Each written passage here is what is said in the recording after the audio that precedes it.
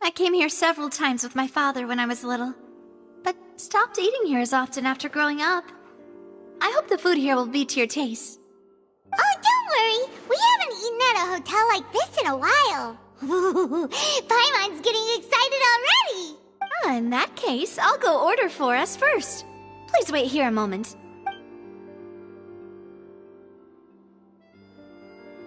Ooh, everything looks so good. People in Fontaine sure know how to enjoy life. Why, of course. Go ahead, try whatever you like. If the food's good, I'll make a group reservation for the rest of Spina di Rosula next time. And if it's not? Well, then I'll still bring everyone. Albeit with only one dish per table. You, sure have your own way of doing things. Oh, we called this a farewell meal, but we could also treat it like a victory feast, right? We did just win that case after all. Oh, true. Very true. In that case, boss, we'll have another 2 dishes. Huh? Paimon didn't mean that you had to order even more food.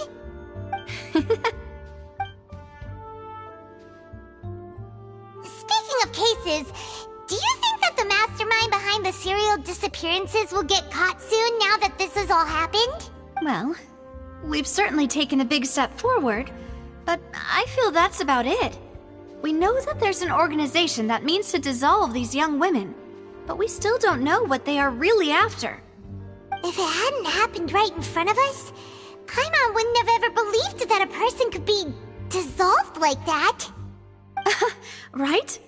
Yet it was because this was such a preposterous notion that the investigation could never really move forward before. Ugh. If only that guy could have finished speaking! We were so close to hearing who was behind it. In such investigations, even the smallest step can seem like a yawning chasm if the trail of clues is cut off. To be honest, I don't have high hopes for any follow-up that the authorities might conduct. It's not that I don't have faith in their ability, it's just that a different perspective is required in some matters. It's easy to guard against and deceive a single narrow perspective. A shift in thinking is required at such times in order to produce a breakthrough. Which is exactly why the Spina di Rosula exist. Those highfalutin folk are not all-knowing. That's why we exist. To seep into the cracks where filth falls through, where their watch fails them. That's the kind of problems we solve. Seems Paimon thought things were simpler than they actually are. It's all right. Well, this was supposed to be a farewell meal, so I doubt you have further interest in this business, right? Let's talk about something else. Like, what are your future plans? That's true. We didn't have a chance to speak to her after the trial ended. It didn't really seem like the right time or place to do it anyway. I see. So, your primary objective, which has been foiled so far, was to have a chat with the Hydro Archon. I've heard that there's a long line of people waiting to meet Lady Farina. I suspect you'll be waiting for quite a while, considering that you missed your chance today. Yeah, we've heard that she's super popular here in Fontaine, and that it'll be tough getting any of her time. Well, would you consider some more, unique ways? Perhaps even methods of, let's say, questionable legality? Guess that's Spina di Rosula's boss for you. Chock full of sketchy ideas. Well, what did you have in mind? Well, one way would be to infiltrate a performance troupe at the Opera House, only to abandon your act at the play's climax and ask to speak to her after the performance. I'm sure Lady Farina would be eager to see the ending, and would agree in order to finish watching the play, don't you think? could you suggest something a little more practical? This plan seems pretty hard to pull off. We'd have to go learn how to act, and acting's really hard. Alright, here's another. Find a way to conceal yourselves under her bed. Then, wake her up in the dead of night and demand answers. Don't let her go back to sleep until she answers all your questions. I can personally testify that this one works. When I'm sleepy, I'll do anything as long as I can finally get some sleep. That might work, but that's not really the problem. The problem is we don't want to get ourselves arrested. Ah, valid point. I overlooked that part. I was just thinking about leveraging a person's desire for sleep. All right, no more joking around. Perhaps you could... Oh, I don't know. Cut the line when she's on a break. You did defeat her in court, clearing citizens of hers from false accusations. False accusations she had nearly upheld personally. I imagine that she feels quite ashamed about the whole thing. You mean that if we catch her while she's on a break, she might be too embarrassed to refuse? Oh, that does make some sense. Why don't we give it a try after this meal? You know, strike while the iron is hot and all. Huh? Paimon, did you drink my Fanta? Was this your drink?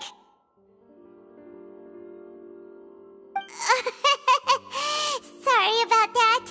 Paimon wasn't really paying attention and the cup was right next to Paimon. Would you like to order another? No, it's fine. We're just about done here. Alright. Honestly, Paimon wouldn't recommend Fanta anyway. It tastes kind of salty and icky. Is that so? Huh. Well, in that case, we'll have to blacklist the Fanta here then. If we're all finished eating, then I'll go pay. Yeah, we're stuffed. Thanks for the treat, Navia.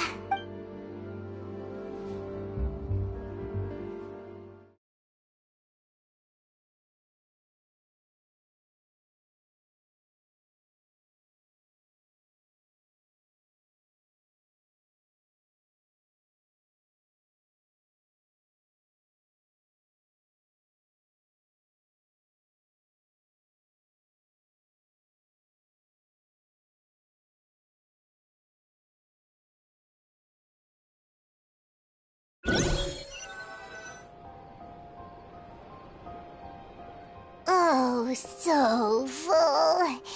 Paimon can barely float anymore. Nah, that would be so... normal. You know, like you. Okay. As for expenses this month, we're left with... Hey, Navia! What are you doing over there? Oh, nothing. It was just a meal, you know? Nothing the Spina di Rosula can't cover. Let's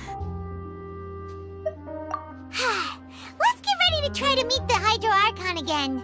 Bye, Navia! So this is goodbye, huh? Well, if you do encounter any other trouble in Fontaine, you're always welcome to contact the Spina di Rosula. I'll give your request the highest priority. In any case, I wish you smooth sailing. I'll see you again, partner. See ya!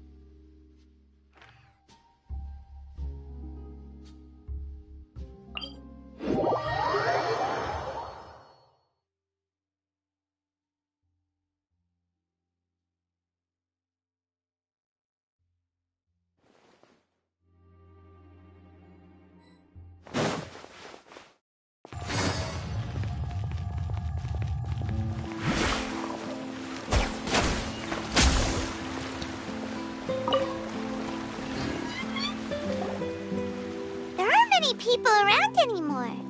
Looks like that boat we took to Araneas might have been the last one. Vache. Looks like we're back here again. Huh? Traveler? Are you hearing voices again? Ugh. That's kinda spooky. Are you sure we don't want to come back in the morning? Vache? Vache. Hey, why are you still walking towards it? There might be something nasty in the water. Huh? Hang on. Paimon can kinda hear a voice. It's calling for Vache, right? Hey, Traveler?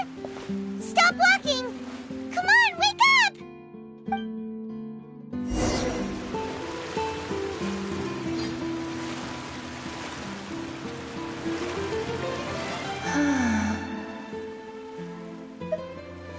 Vache, are you... my dear Vache?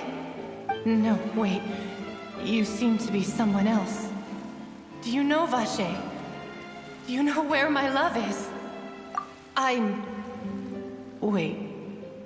Who am I? I'm very sorry. I fear I do not know. My memories feel like they have been washed away like a flood. So many fragments dissolved amidst the tide, never to be recovered. How much have I lost? How many things that I once held dear while on land have I since forgotten? Yes, that is what I was once. But now, I am but the consciousness of one who has lost their form. I do not know how I came to be like this either. I only vaguely remember being covered in light blue water, and then all grew dim.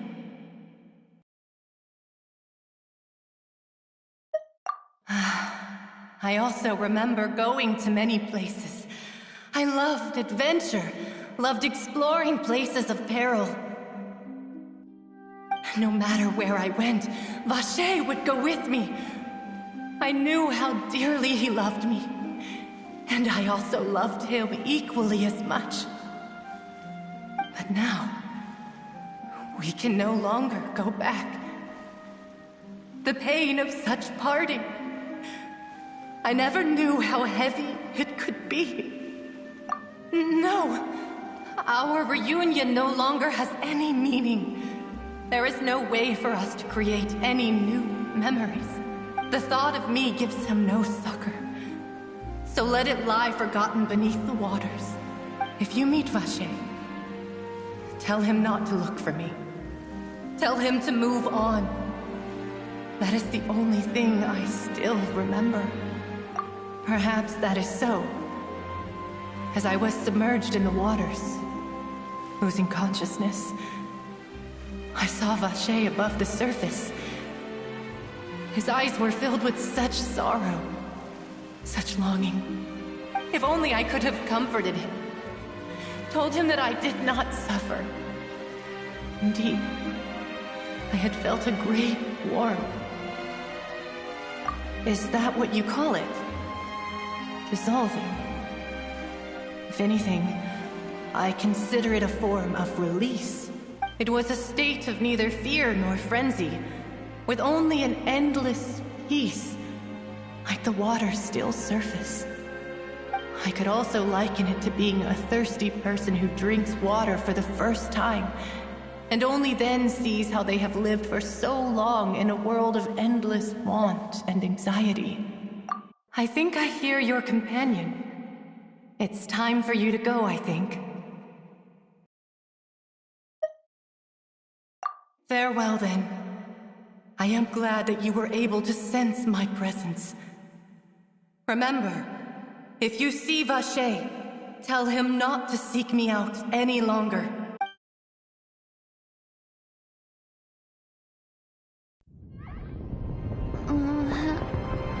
Wake up! Come on, hurry! Navi is outnumbered!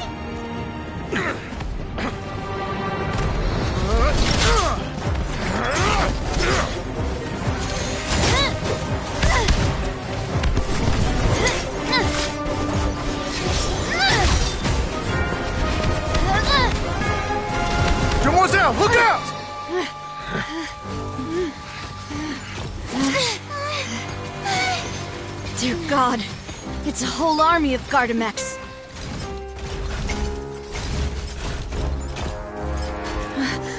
Clorand?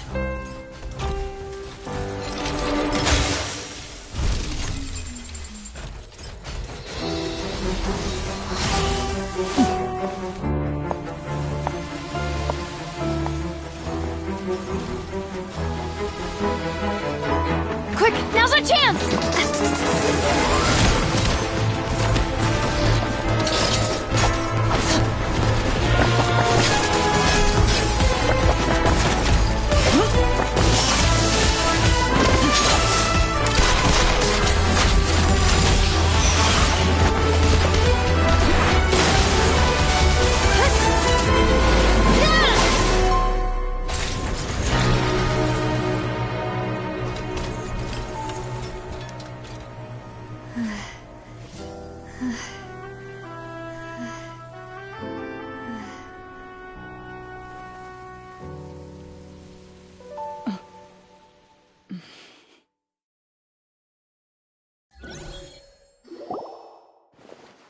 I should thank you for lending us your sword there, Clorand. But before I do so, could you explain how you managed to show up here? I followed you. It seemed to me that danger has followed you more closely as of late. I believe that following someone without their knowledge is actually called stalking, is it not? Mr. Callus's last wish was for me to ensure your safety, and I will not betray his trust. He would do the same, were he alive today. Do not speak of my father! Sorry, demoiselle. I was not strong enough. Thank you for your aid, Miss Clorand, but do keep an eye out for your manner of speech.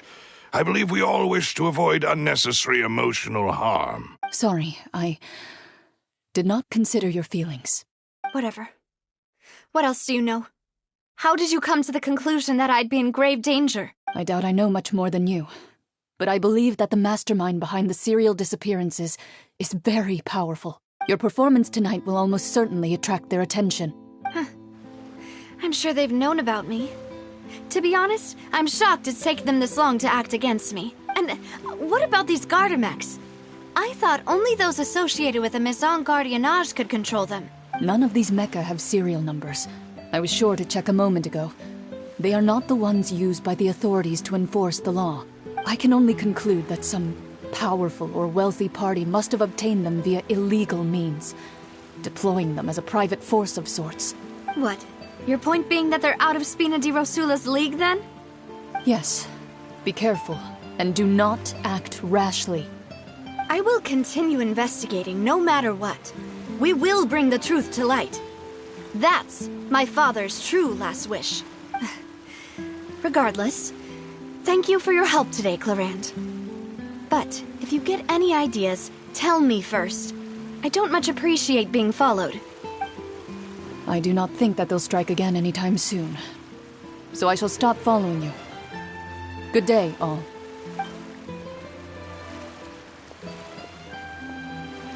Right. I suppose that's the best news we've gotten today. Demoiselle, I believe that Miss Clorand was being sincere with you. If we tried, we could attempt to thaw relations a little. I know, she's... Oh, thank goodness! Paimon thought we were done for! Those Gardamex came out of nowhere while you were unconscious, and Nadia and her gang saved us! Oh, and there was that champion duelist named Clorand who came out to save us too! We got lucky there. Paimon probably couldn't have fought them off otherwise. Oh, come now. Forget all that polite talk. That wasn't really a farewell meal we had back there. Not for me, anyway. In truth, I hope that every meal we have together shall be a victory feast. As such, we're still partners. There's no need to thank me. It will take 50 years for me to match Demoiselle's magnanimity. If it were me, I would have joined the Spina di Rosula on account of her goodwill long ago. All right, you two. That's enough. Actually, Navia, how did you know that we were in danger? You sure did show up in the nick of time. Well, to be honest, you're the one who tipped us off, Paimon. Huh? Really? Paimon contributed somehow? Ooh, Paimon's even more amazing than she thought! Yes, all thanks to you grabbing my drink by mistake. How did that help? After we parted ways, I was on the way back to one of our bases when I suddenly thought of what you said. That the Fanta tasted kind of salty and icky. Fanta only comes in sweet flavors, so how could it have tasted salty? The color of the drink, if I recall, had also been a bit off.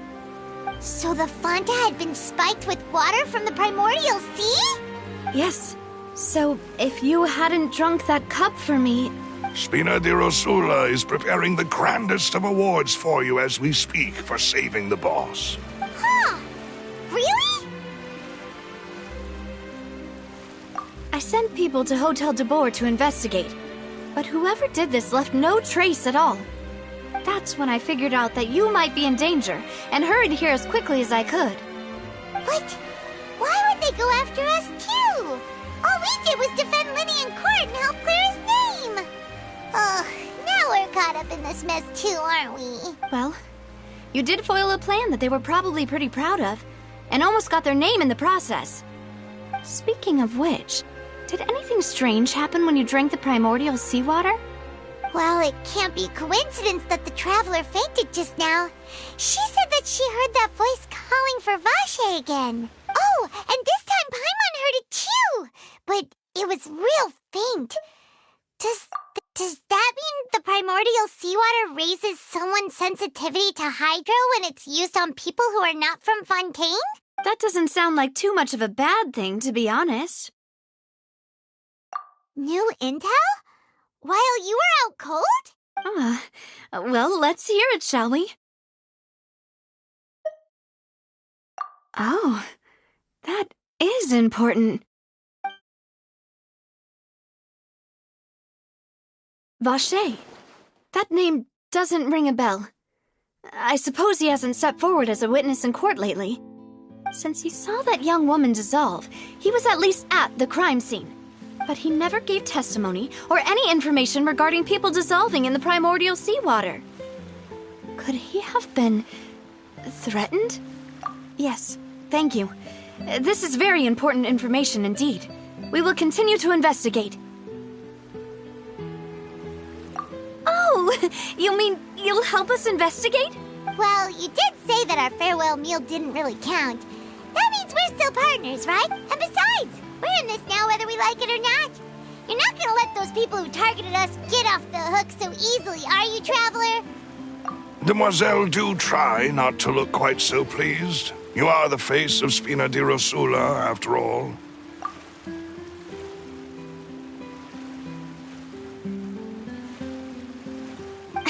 You talk too much.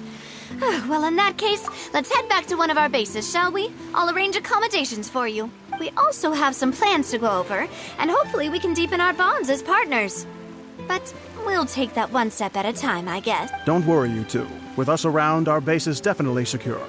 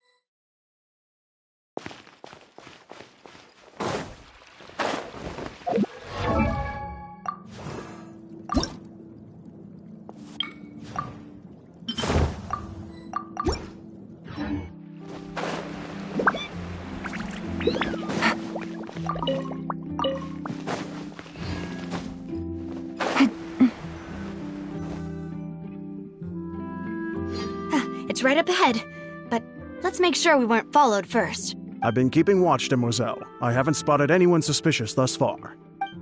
Very good. But let's not let our guard down for now. I shall find rooms for our respected guests. Thank you, Malus. Now, let's continue, traveler.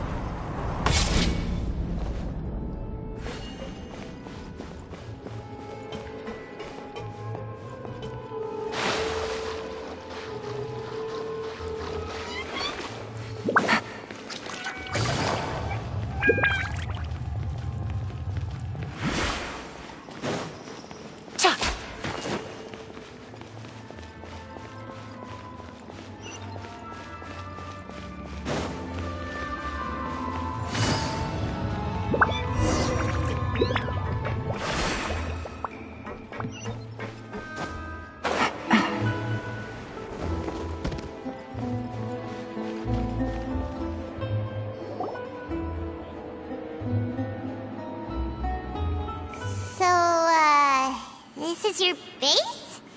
It's not quite what Paimon imagined. Your accommodations have been arranged. Under the present circumstances, I can confidently say it's the best we have. Well, our funds have been a little tight lately. After all, we don't allow illegal or unethical profiteering. In fact, our funds often come from citizenry who support us. Seems like it's tough times for everyone. But if you have the support of the people, that does sound like it's worth it. To be honest, our financial situation was a lot better back when my father was in charge a few years ago. I'm afraid I'm not quite his equal. Your father... he was the previous boss of Spina di Rosula, right? How did he... Demoiselle, if you'll allow me to explain... No. I'll explain it myself. I suppose I couldn't run from this topic forever. And as partners, this is something I hope they can understand. My father's name is Callus. Yes, the same one they call Callus the Unfaithful in the streets. 3 years ago, he was accused of murdering his own friend. But he chose a duel to defend his honor instead of standing trial. He died in the duelist's ring. Oh no. But I do not believe my father was a murderer. I'm sure he was set up. At the time, I believed that if he only stood trial and was duly investigated, something amiss would crop up and prove his innocence. But strangely, he not only requested the duel himself, but rumor has it that even after being seriously injured, to the point where he could be deemed as having lost the duel, he refused to surrender, determined to die in the arena. 3 years later, I still don't understand why he did that. How could he protect his honor if he's dead? If anything, he gave up his chance to defend himself. The closest piece of info I have is that my father had been investigating the serial disappearances case at the time of his death. Ah, so that's why you're so determined to get to the bottom of that case. That's right. I've also tried to investigate the murder my father was implicated in, but I haven't found a single new clue in my countless reviews of the investigation records. However, I believe that if the murder case is related to those behind the disappearances, they must know something. I must know what really happened. Was my father coerced? Framed? Even if he really did kill his friend, I must get to the truth. If only he'd been more open with me when he was still alive. He even hid the fact that my mother died due to complications when giving birth to me. And now, here I am investigating his death. You really are a handful, aren't you, Papa?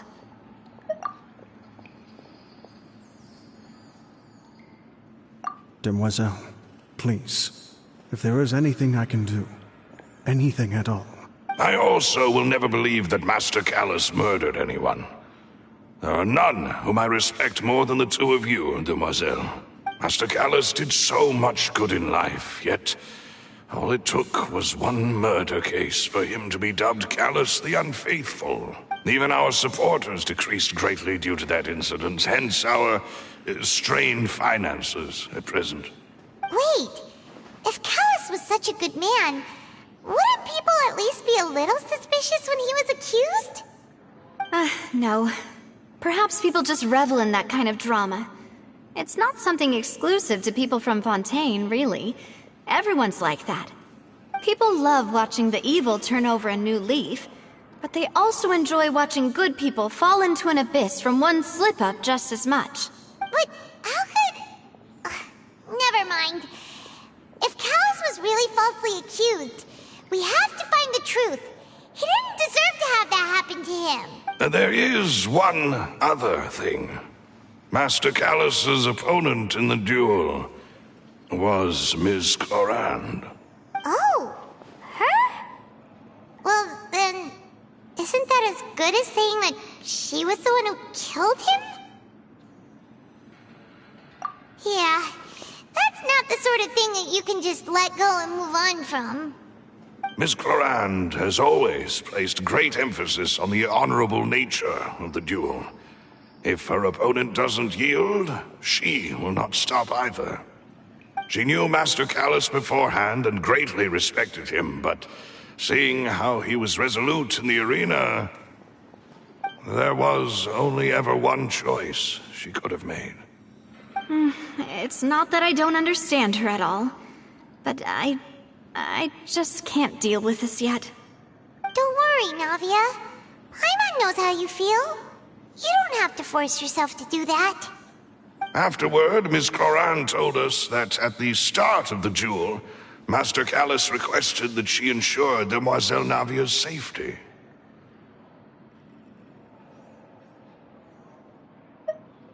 Yes, that is our understanding as well. Oh, Papa. What madness drove you to ask the person who killed you to take care of me? All right, anyway, that's the information I wanted to share with you. Even if it did sound like I was just complaining towards the end. Thanks. You two should go and rest. This was quite a day after all. Yeah, Paimon's feet. Please, relax and get some sleep. We will ensure you rest soundly.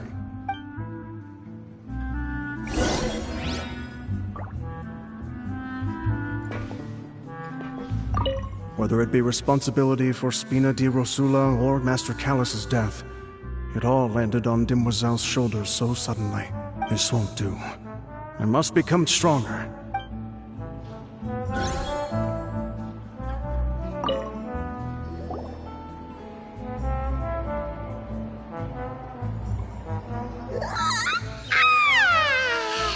Paimon slept so well. This place feels almost too safe. Huh? Navia? Where did the other two go? I sent them back to Poisson. It's Spina de Rosula's place of origin, and where we have our headquarters. There's not much for them to do here at the moment. Paimon gets the feeling that you're just trying to get them off your back. But never mind that. When did you get back? Were you waiting here the whole time? No, I just returned after going out for a while. I did some investigating yesterday regarding the name Vache. Wait, so you didn't sleep at all? How could I after having such critical new evidence appear? Guess Paimon wasn't speaking for everyone just now, huh? Unfortunately, this name seems to have been wiped from existence. It doesn't seem to have a match anywhere. I suspect that those behind this have already taken steps to hinder an investigation from this angle. But that does prove that this Vache person is a key witness in the incident. Does that mean we're too late, though? No. There is one ray of hope. One place in Fontaine that they would find almost impossible to threaten, no matter how much they wanted to. And that is the archives kept by Chief Justice Neuvillette. A place where detailed files on all the cases in recent years are kept. if the Oceanid you met is one of the young women who went missing recently, we should be able to find some related information there. So Nervalette maintains an archive of case files? Whew. Guess that's the hard-working Chief Justice for you. In that case, let's go talk to him, shall we? Aren't you coming along, Navia? Did you get tired? No, it's nothing. Let's go see the Honorable Chief Justice.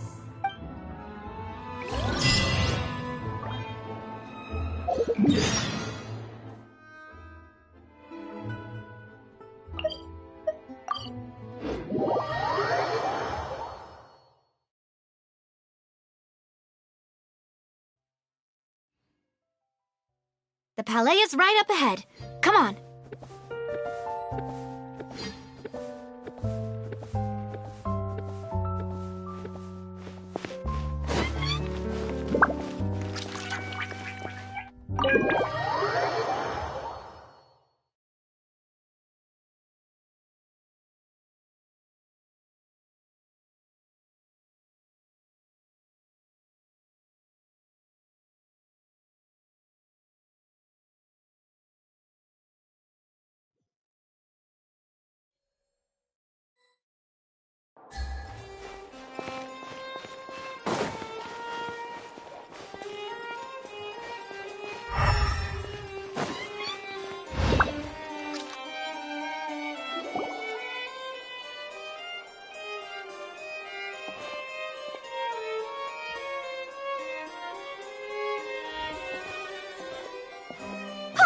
Please state your business here. The Chief Justice is presently occupied with official matters. This place does look pretty heavily guarded. Guess that proves that Nervalette's files are really secure. Hey, don't you recognize us? Huh? Who are you? Just to be clear, I don't care who you are or who you might be related to. Our rules make no exceptions. See? They've got great discipline, too. Yep. Paimon can tell. If you're here just to crack jokes, I can point you towards the exit. Unlike some, we're busy, so please leave if you don't have a reason to be here. No. What I meant to say is, shouldn't you remember us from a few days ago? We were at the trial of the great magician Linny. Oh, yes, I remember. I read about it in the Steambird. You must be Linny's attorneys. It's all coming back to me now. We're here today to report and archive some information on a follow-up case. Is that even a thing? Of course. Don't worry. We're here on official business. You can trust us. All right then, I'll let you through. The Chief Justice is just inside. Thanks so much.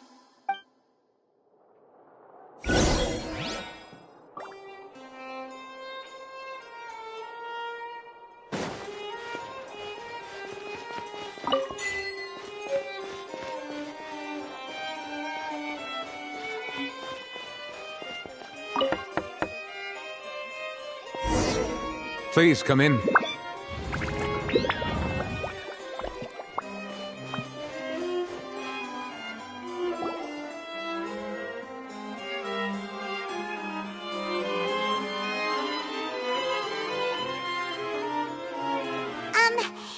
to barge in, Monsieur Nervalette. We only lied to get in because we didn't know any other way. It's all right. Please let me know how I may be of assistance to you. So you're not mad at us? We're looking for a man called Vacher. He may have been an eyewitness in the serial disappearances case.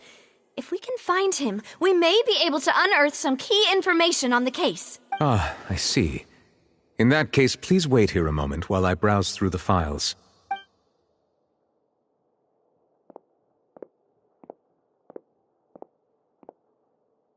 Who knew that Nervalette would be so easy to talk to?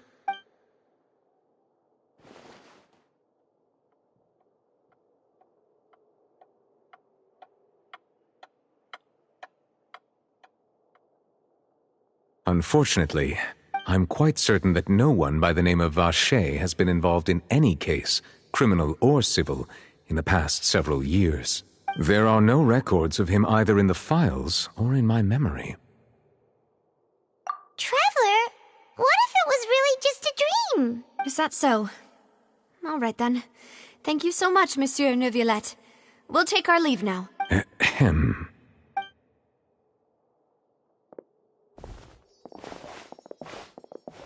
Miss Navia, I can understand how you feel. Your father, Callus, was a truly exceptional man. We deeply regret his passing. And what are you trying to say, Monsieur Neuvillette? Are you trying to console me? Extend your sympathy? Or just express some tendril of regret? No. You are not trying to do any of that. I can hear it in your voice. There's no emotion behind your words. You only said those things because you felt like you should. It's just like last time. After my father took his place in the duelist ring, I pushed through the guards to talk to you as a last resort. You even told me then that you thought there was something fishy with the case, yet you still allowed the duel to go ahead. In your eyes, the value of a human life is nothing compared to those cold laws you hold so dear. If you truly regret my father's death, then why didn't you call a stop to the duel? Why didn't you give me the power to stop him from throwing his life away? Why did you just let him die, despised and hated by all? Everything was hanging on a thread at that moment. Just the tiniest effort could have changed everything. There are still so many things I never got to tell him. So many questions he still owes me answers to. If you really have no heart, then just look me in the eyes. I, Navia, will show you the true meaning of regret. I'm sorry, Miss Navia. You and my father are truly alike. You keep all kinds of things in your heart and never say a word to anyone. It's not so much that you can't feel, but that you would never express anything. Oh well. In any case, everyone already knows full well the apathy of the Chief Justice. My apologies for taking my emotions out on you, Monsieur Chief Justice. Let's go, Traveler and Paimon.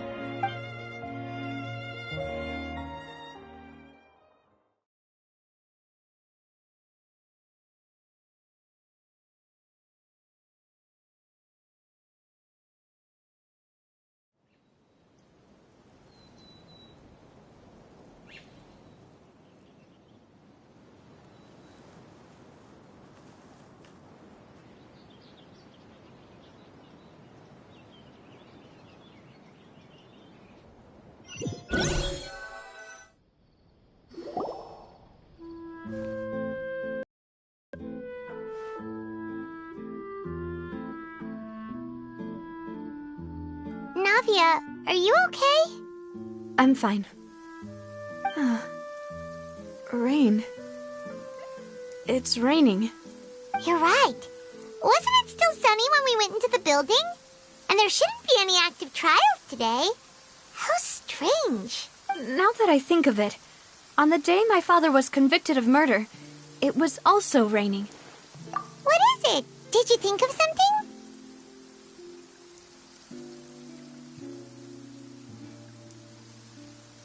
Yeah, he was outside. It was uncovered and the rain could fall there. Why? Do you think the rain could have affected the crime scene? That thought has occurred to us before. We've even expanded the search area to try to account for that, but didn't find anything of value. Oh? Wait. You don't mean... So you're saying that the true murderer could have been turned into water and then got washed away with the rain? Yeah. And if that's what had happened, then no one would have believed your dad, even if he explained what he saw to the authorities. I really think I found a true genius for a partner. You're completely right. How did I not connect the dots earlier? All right, let's go to Poisson. With this new lead in mind, we'll get to the bottom of my father's case for sure. Yeah, we're gonna make progress for sure this time. Do you want to go with me now? Or do you want to head over by yourself later?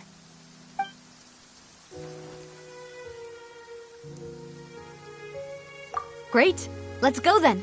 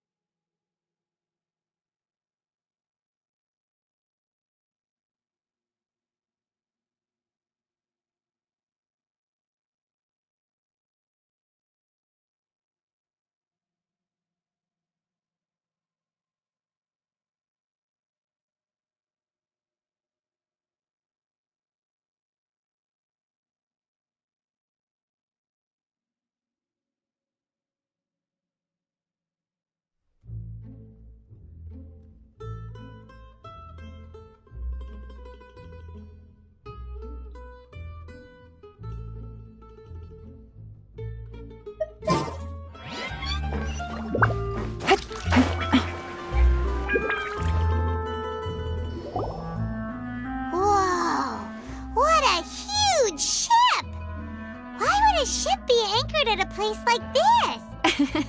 There's no need to be so surprised. While it may look like a ship, it's actually Spina di Rosula's headquarters. My father was the one who asked for it to be built like this. Perhaps our taste in exterior design is the only thing we occasionally had in common. A gigantic and glamorous ship embodies discovery, opportunity, ambition, and conquest. It symbolizes Spina di Rosula's bright and limitless future. And Paimon thought you were bluffing when you said Spina di Rosula had a glorious past. Paimon was confused why a group with such a history would live in the sewers. But now that Paimon has seen this ship for herself, she's been convinced.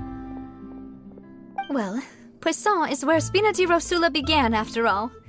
It's our main base, our home.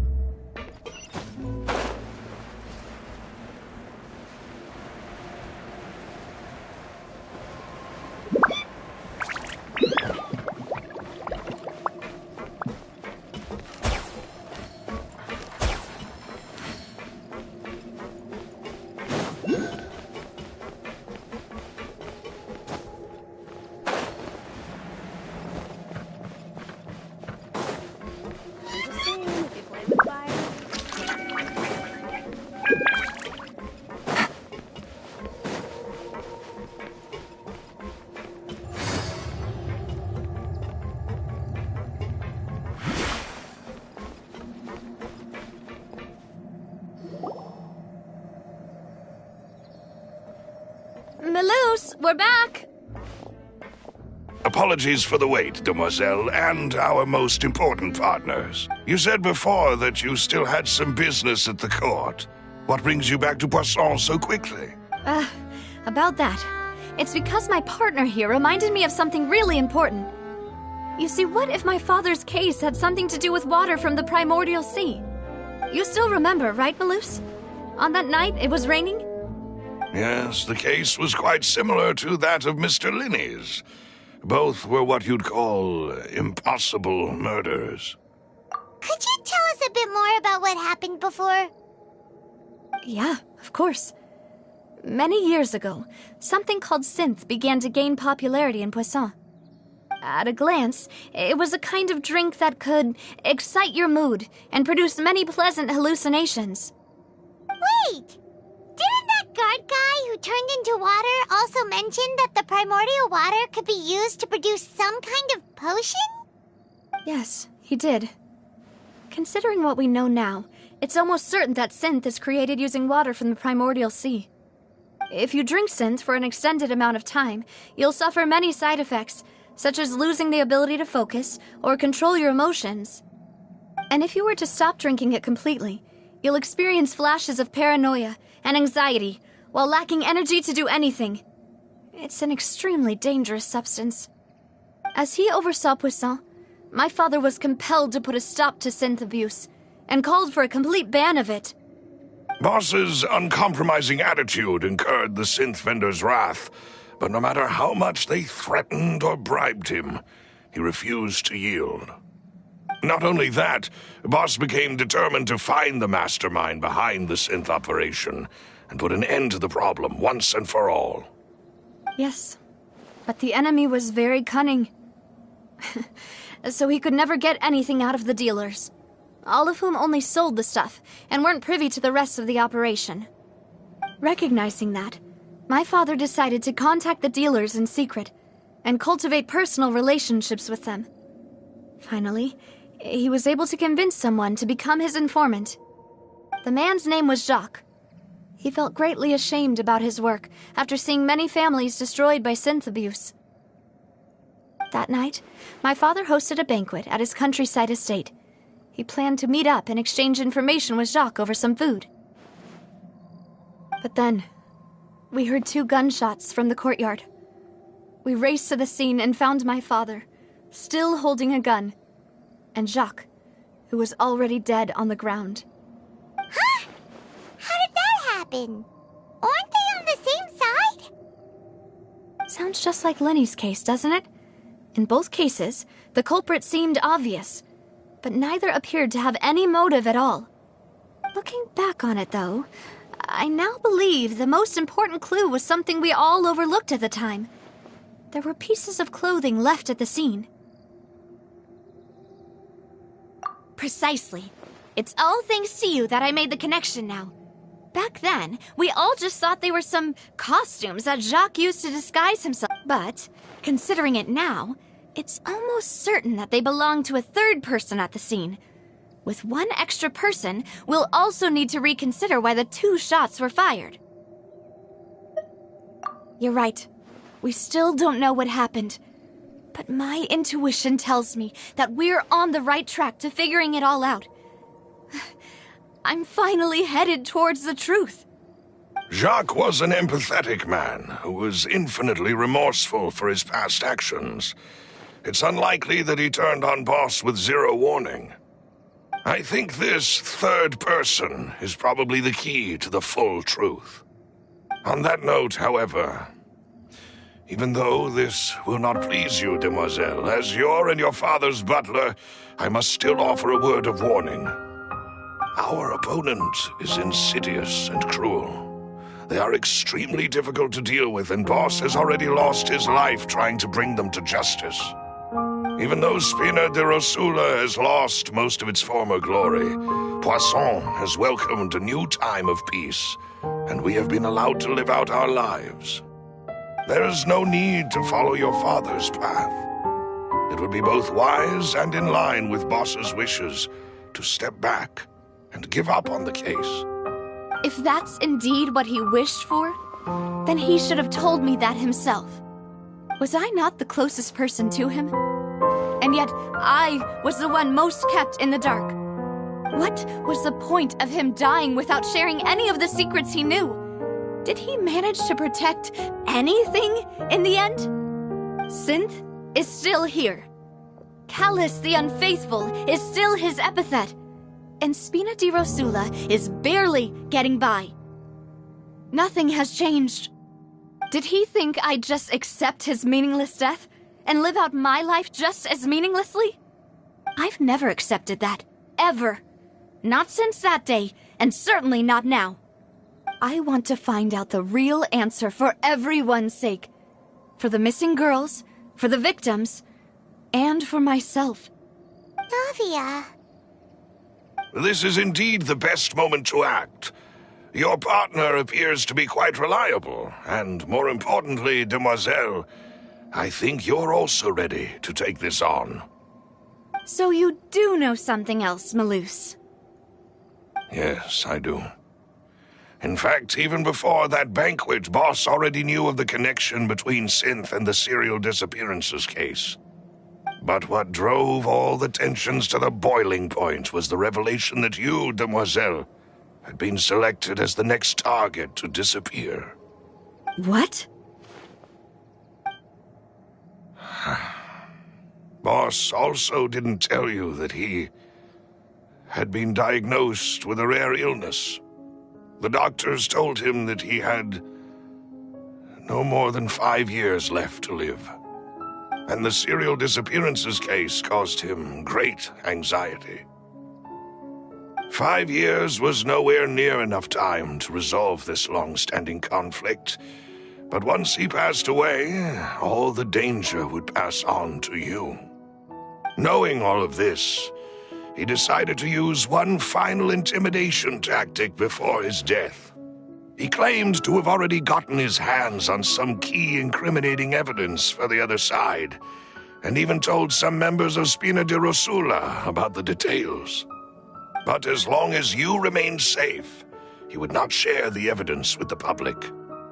If something were to happen to you, then he and all those he told would immediately expose all they knew about Synth and the disappeared victims. Right, so nobody would be able to get off scot-free. As we've seen, Boss's tactic has worked. Even though Boss has been gone for a long time, the other side has not tried to take Demoiselle's life. No, I don't believe it. He never appeared to look sick to me. No father wants their daughter to see them weak and haggard, especially someone as proud as Boss. To him, dying in a duel and suffering lasting dishonor as the unfaithful were still far preferable than losing face in front of his daughter. So he chose to die in silence, so that he could protect me. I'm afraid you're not understanding this correctly, demoiselle. What Boss wanted to hand to you was not a parasol, but a sword. If Boss's spirit could hear you telling me that you want to find the answer for the sake of everyone involved, I'm sure he'd be extremely proud. That fool. Couldn't he have just given it to me straight? No. He might have set up everything precisely because he never thought I'd be able to understand him. Is that the amount of confidence he had in me? And what if I was never able to make it to where I am now? Yeah. I suppose that's true. With the way he'd set things up, if I had wanted, I could have just lived out my life without a care in the world. But thankfully, he rarely talked to me about complex matters, and thus understood little of me as a person. In this case, he really didn't need to give me an easy way out. Malus, what was the key evidence that he shared with you? It's the location where synth is produced. Essentially, it's the enemy's headquarters. When he was threatening the enemy, Boss didn't share the specifics of the incriminating evidence he found. But if you want to use it against the enemy, you'll still have to take several things into consideration. Why? If we know where the place is, can't we just go storming in? You mustn't forget that we're fighting against a mysterious and dangerous organization that's been in operation for decades. There's no telling what might be lying in wait at their headquarters. We also have no idea what kind of evidence we may be able to find inside, nor what people we may be able to capture. But a single visit to their headquarters would be tantamount to a formal declaration of war. The worst case would be that we leave empty-handed, but also open ourselves up to full retaliation. Then, in that case, why not work with the Fontaine authorities? Well, you saw one of them dissolve during Mr. Linney's case. We have no idea just how thoroughly they may have been infiltrated. Huh. That's true. Seems my father really had no choice. But things are different now. It should be a lot easier to prove the other side's guilt, now that we've connected Synth with the disappearances case. You sound like you've put a lot of thought into this, Malus. I am the butler, after all. I live but to serve the boss and Demoiselle's will. I've always been willing to take on any kind of risk for your sake. But considering my relative lack of ability, I've spent my time keeping secrets, performing basic investigations, and waiting for the right time to come. Thank you for all of that, Malus. Have you discovered anything new in the past few years? Let me think. One conclusion I came to is that the enemy must be quite familiar with Spina di Rosula, or at least have an informant planted here. When I announced orders to the organization's members on Demoiselle's behalf, I used to deliberately keep a few people in the dark and observe the reactions of the synth vendors. If the vendors didn't change their plans, then the individuals informed of our orders must be innocent. If the vendors packed up and fled, however, then someone must have given them the news. After several rounds of testing and investigative tracing, I've narrowed the suspect list down to 3 people. The first is Florent, Spina di Rosula's senior advisor. Huh? Florent? Yes, surprising, isn't it? He was one of the people Boss trusted the most, which also means that he was someone who understood Boss really well. Thanks to his position within Boss's innermost circle, he always knew our upcoming plans and could thus avoid capture this whole time. There's someone else like him too. Marcel, the head of Confrérie of Cabrières. Uncle Marcel. It's a guild in Poisson. Boss helped it to grow to its current size and prominence. In the beginning, they were only reselling some daily goods, but now they're one of the richest guilds around with a lot of business connections in the city. So, they're like a sister organization of Spina di Rosula? Yes, you can say that. When we were fighting against the synth dealers, they provided us with plenty of support. It's a bit difficult to imagine someone using their own money to hunt down themselves. The final suspect is Thierry, the man responsible for coordinating information between Spina di Rosula and the guards. Although the guards mostly leave us to our own devices, there are still many activities we have to report to the local authorities. Since Thierry is always in the know about our current activities, he could theoretically always plan one step ahead. I see. These are all people who I communicate with quite regularly. To think that the enemy we've been fighting against has been right next to me all along, among those I trust the most. It's almost too hard to believe. If you want to investigate them, please take every precaution to not alert the quarry. Judging from our experience, the enemy is extremely cautious. Of course. And thank you, Malus. You've provided us with a lot of great information. You're too kind, my lady. I'm just doing my duty.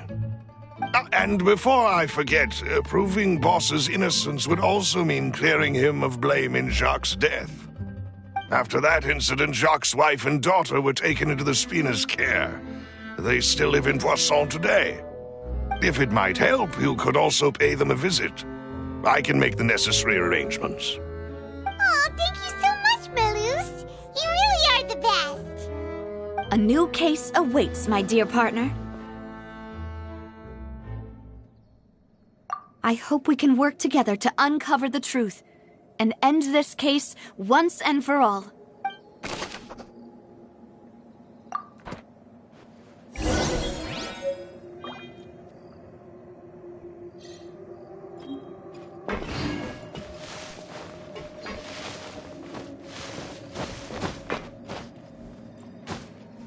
Yeah.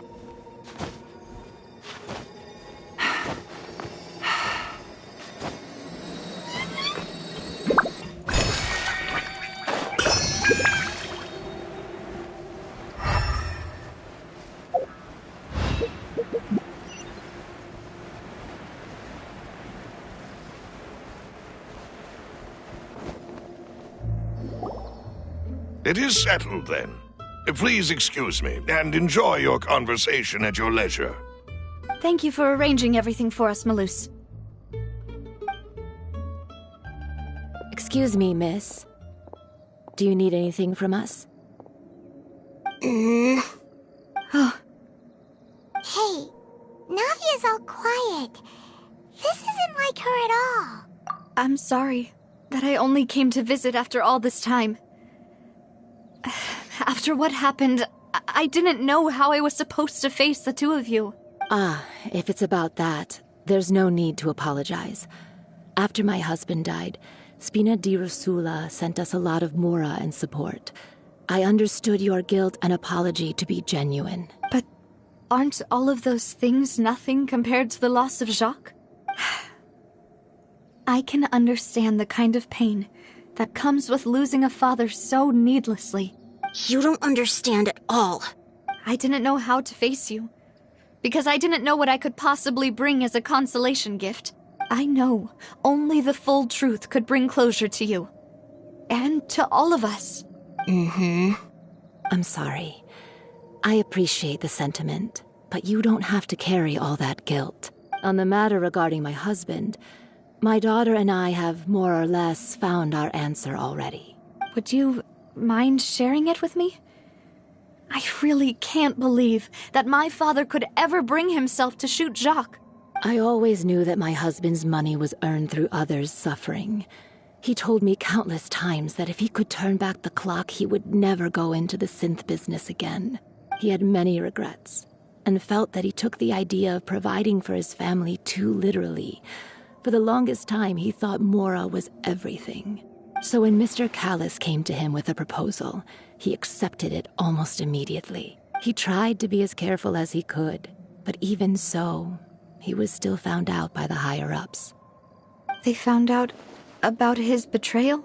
Papa didn't say that exactly, but Papa did tell me that I should never be ungrateful. Before he left that day, he told me that he had no choice. It was only later that I realized it was his final farewell to the two of us. I don't know that for sure, but you could say that's the conclusion I eventually came to. Which is why I'm the one who should feel guilty. Callis had always taken great care of us, both when he was still alive and after he passed away. Even if he fired the shot that killed my husband, it was likely in self-defense. It is impossible for me to hate him for what he had done. But Mama, why is Papa still the bad guy if he did the right thing? Papa always wanted to be a good man, so why did he have to do a bad thing in the end? Well, things aren't always as they seem. You still feel like your papa was a good man, right? Yeah, Papa was a really good man. The best in the whole world. Then you should hold on to that. If a good man had to do a bad thing, then he must have had his reasons, regardless of whether he left you a parasol or a sword. He must have done so to give you a better life. Oh. Thank you for everything you've told me. I will definitely find the truth. The current state of things is not something I'm willing to just sit back and accept. Thank you. I'm very grateful to hear this from you. Even though your personality is quite different from your father's, your determination when you speak is really similar. You really think so? That's the first time anyone said that to me.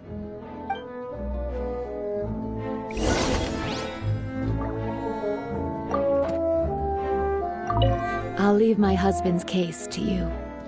Thank you, Miss Spina, and Miss Spina's friend.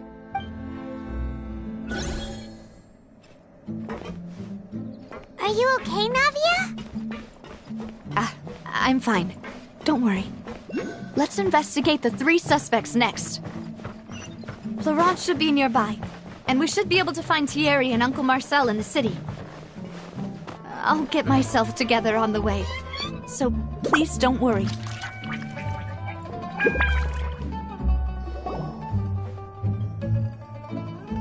Greetings, boss. How may I be of assistance today? I'm sure you've heard about what happened at the Opera House. Someone got turned into water right in front of us. Yeah, I've heard. With something that dramatic, I'm sure journalists will milk it for all it's worth. And it'll be all the talk for the next several weeks. It also reminded me, on the day that the incident happened with my father, it was raining outside, and we found some clothes left at the scene. After my partner here put the dots together for me, I feel like we should try to reopen his case. Can you do me a favor and try to recall what happened that night? Let me think. Mr. Callis was feeling pretty upbeat that day. So he was drinking and bantering away with us at the table. After that, he told us that he wanted to go get some fresh air. So we let him go without thinking much of it. Who knew that we would hear 2 gunshots ring out right after? My first reaction was that Mr. Callis's life was in danger. So I grabbed my holster and made a mad dash toward the scene. But when I got there, it was already too late. Mr. Callis was standing over a dead body with a gun in his hands. All we could do was look back and forth at each other, not knowing what to say. So you also remember 2 gunshots then? Indeed. The guard said that the first shot didn't hit anyone, while the second killed Jacques. But I've never really bought that explanation. Reason being, Mr. Callus had left his gun on the table. I even made sure to confirm that before running to the scene. But according to the guards, that doesn't mean he couldn't have had other guns on his person. About the clothes left at the scene that you mentioned, do you think there was a third person there who was turned into water? At least from our perspective, my father had no reason to kill, so he would also have no reason to bring an extra gun with him. The gun he was holding probably belonged to Jacques, or a third person on the scene. Yeah, that makes a lot of sense. So you're saying Mr. Callus ended up with the gun because he seized it from one of the other guys? But hold on. If that's what had happened, then why didn't he share the truth with any of us? He didn't even want to face the Oratrice machine, and chose instead to prove his honor in a duel. Did he lose all faith in the courts after seeing someone dissolve right in front of his eyes? About that, Malus told me a thing or two, so I think I can understand why he committed to the duel. I'll tell you everything once the whole truth has been revealed. I understand. Then I'll leave Mr. Callus's honor in your hands, Bob. And if I may just say one more thing. The whole Callus the Unfaithful epithet has been a thorn in my side since the day it was invented. Many people have laughed at me for still calling him Mr. Callus, even after so many years have passed. But it was Mr. Callus's trust that allowed me to rise through the ranks of Spina di Rosula and live the life I lead today. No matter what others might say, he'll always be the man I respect the most. And he'll always be my boss. Don't worry. I will definitely find the truth. You and all our other comrades at the Spina deserve to know the truth as well.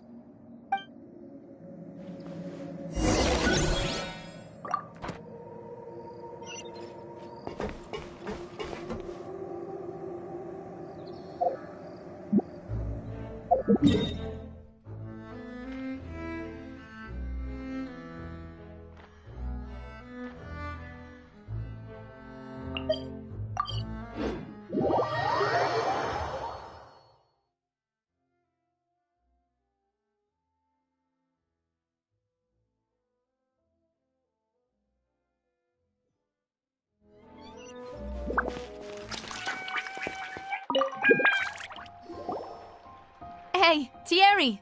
It's me! Oh, now, what brings you here, Miss Navia? I've heard that you made quite the name for yourself at the Opera House. Oh, so you've caught news of that already. Oh, okay. Hey, I'm also a member of the guards, you know. The way you make it sound, people would think I was sent off to Poisson because I had done something wrong. Are you sure there isn't a little bit of truth in that? Under normal circumstances, shouldn't you have been called back to the city already? I mean, where I work is really up to me. Let's just say I enjoy the ambiance of Poisson. Callus did a fantastic job running the town, building Spina di Rosula from the ground up and clearing many obstructions in my way. It would be next to impossible for me to find a similarly easy but high-paying job in the city. Anyway, enough chit-chat. Are these two friends of yours? You, here for some formal business? Yes. These two are my partners. What happened at the Opera House made us realize that Linny's case and my father's may be related. We're trying to reinvestigate the details of my father's old case. Ah, I get it. You think there might be more to the case now that we know people can be dissolved into water, right? I was also flabbergasted when I first heard of it. If you want to go through the original files from your father's case, I can help you look for them. That'd be much appreciated. Thank you. Actually, I have another question. Do you have the authority to dispatch Gardamex? Of course. Without them, I couldn't possibly handle Poisson on my own. Why do you ask? We definitely can't use them to forcefully get more evidence for your father's case. Well, you see, just recently, we were attacked by a horde of unnumbered Gardamex in the city. So, if you hypothetically wanted to do something against me, all you would need to do is get rid of the mecha serial numbers and send them after me. Then you think too highly of my abilities. Dispatching mecha is very different from controlling them. If I had to make an analogy, when you order a dish, the chef will make it for you. You can ask the chef to cook, but not to massage your shoulders or carry your baggage. If you try to make unreasonable demands, the chef would just think you're out of your mind and ignore you completely. The same goes for me and my Gardamex. Removing a serial number is also not as easy as you might think. There are a lot of complex steps to it, and it's almost impossible to keep it a secret. So I can promise you, those mecha were definitely private units. They're certainly not cheap. So whoever their owner is must be super rich, powerful, or both. Now that you mention it, though, being in the synth business would definitely be profitable enough to afford this. Oh, then you're officially in the clear, Thierry. Oh, well, thank you for the vote of confidence, Navia. Jokes aside, I'd like to wish you all the best with your investigation. I'll be staying in the city for a little while, so just come find me if you need any support from the guards.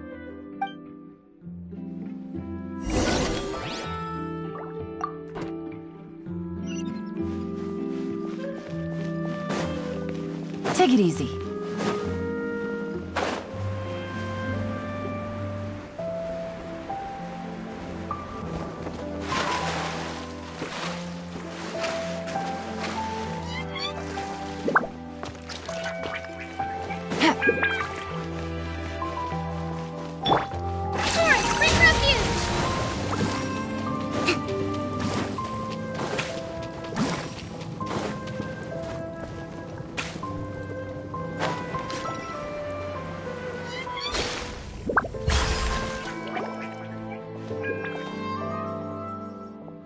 Hello. How may I help you? I'm here to see Marcel. Could you please let him know? You can just say Navia's looking for him. Sure. I will let him know right away.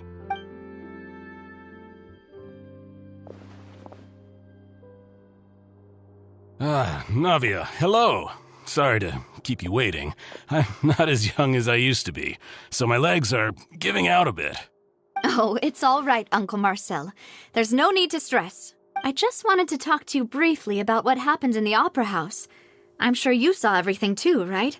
Yes, I've never seen anything so strange. Oh, you were at the Opera House too? That's right. I went there with Navia to see the magic show. Who knew it would turn into a whole murder mystery? I also witnessed your marvelous sleuthing work. Quite impressive. To beat the Hydro Archon at her own game on her own turf, I can already imagine everyone in Fontaine discussing your exploits over a few glasses of wine. Oh, Paimon doesn't want to become the talk of drunkards.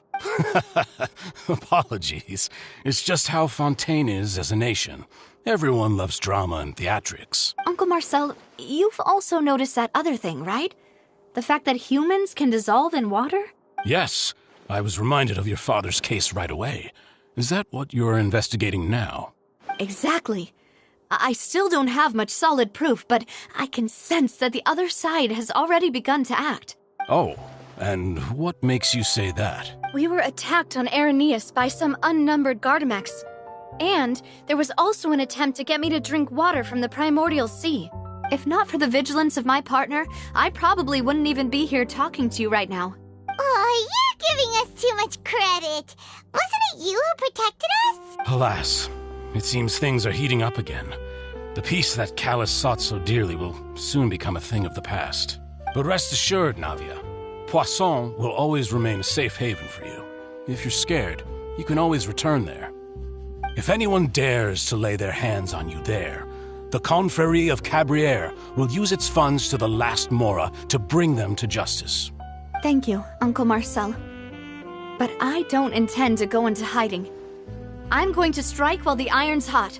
Do you have any new thoughts on my father's case? About that. Sorry, my age is catching up with me, so it'll take me a while to recall my memory. The Confrérie was responsible for that banquet, so I was out and about the whole time making sure things were running smoothly. I didn't even have the time to drink with the guests. Then I heard the sound of a gunshot, and the rest was history. Oh, it's okay. No need to push yourself. We'll ask around some more. See if there are any valuable clues elsewhere. Sounds good. Just let me know if you ever need Mora. All my wealth comes from Callus's patronage and support. I'll spend however much it takes to clear his name.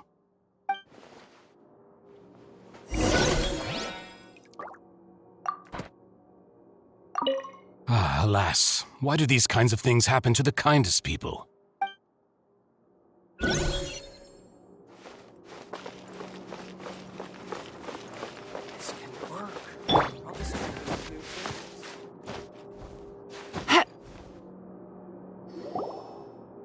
We've talked to all 3 suspects, purely based on their conversations with me. None of them sounded particularly suspicious. I suppose that's to be expected, though. If a single conversation's all that's needed to find them out, then my father wouldn't have needed to investigate the case for so many years. Anyway, even though we didn't make a breakthrough, let's still compile what we were able to find. But where should we start? Ah, you're right! Flora mentioned that Callus probably only ended up with the gun because of circumstance. That makes sense. According to Jacques' family members, he already told them that he had been discovered, and that he had no choice before he left home that day. If I had to guess, he probably received an order from the synth boss to kill my father. Had he refused, he and his family's lives would have been forfeit. So, Jacques fired the first shot?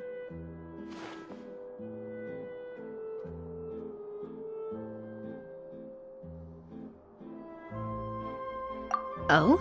And why is that?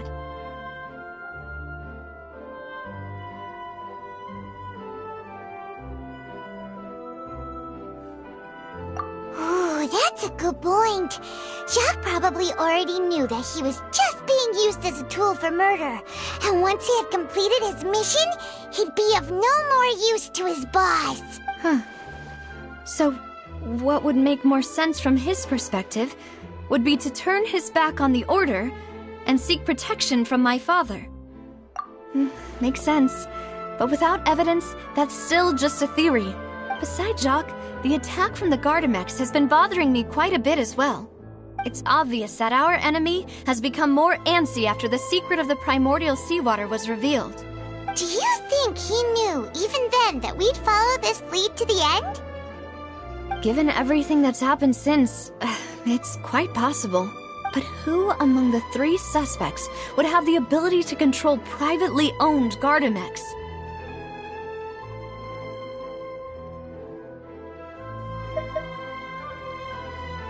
Uncle Marcel?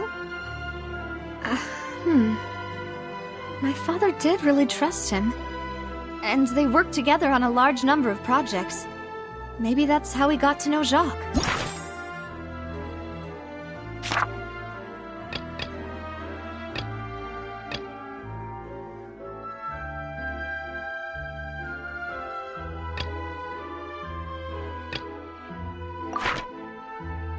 And with funds from the Confrérie, he could also afford a large number of Gardamex. It's still really hard for me to imagine, though. After all, Uncle Marcel has been around since I was just a child. Also, wouldn't this mean he has been spending a whole lot of Mora and energy to fight his own synth business?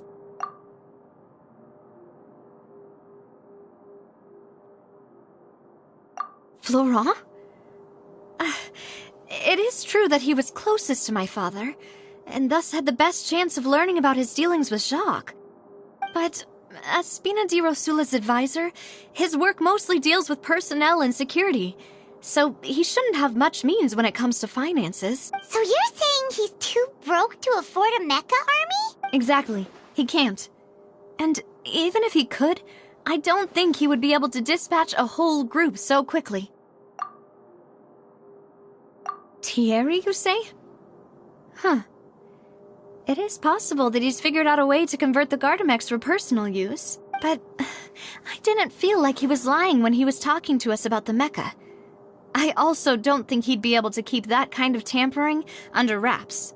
Yeah, had he actually tampered with the mecha, we'd be able to prove it with a simple check of the guard's inventory.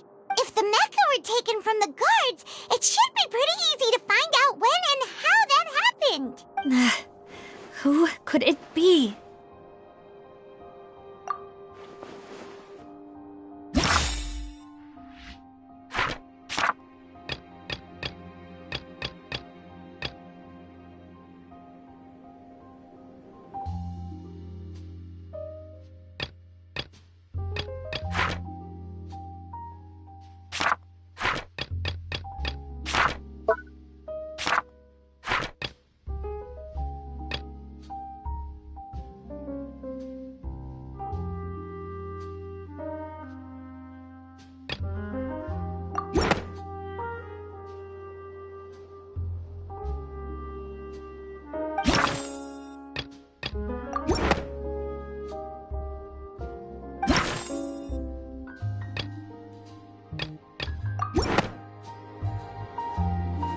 You know, if you think everything through, Uncle Marcel is indeed the most suspicious of them all.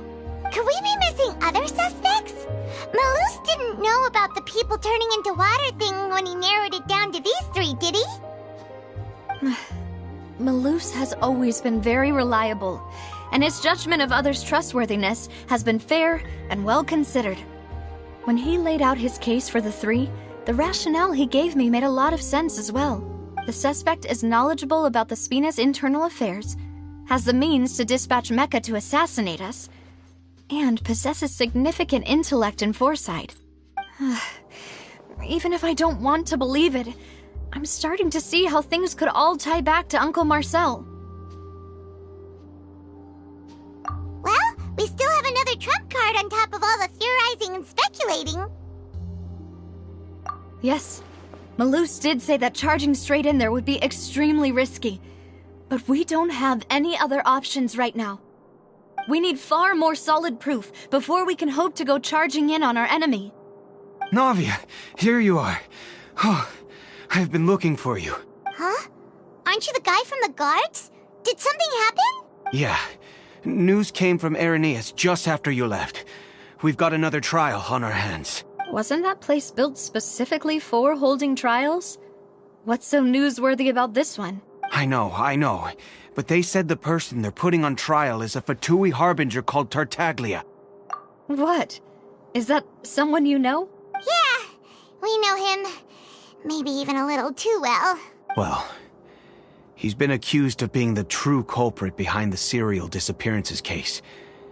It's absurd, don't you think? Wait, how? None of our investigations have had anything to do with him. That's what I thought was strange about it, so I came to tell you the news right away. If the charge against him stands, then it'll be next to impossible to get the guards to support any of our planned investigations. Right, because they'll think they've already found the culprit. Yeah, and it'll be a lot harder then to clear Mr. Callus's name. I understand. Well, partner, what do you think we should do? We still haven't found any conclusive evidence. Huh? Split up? What do you mean?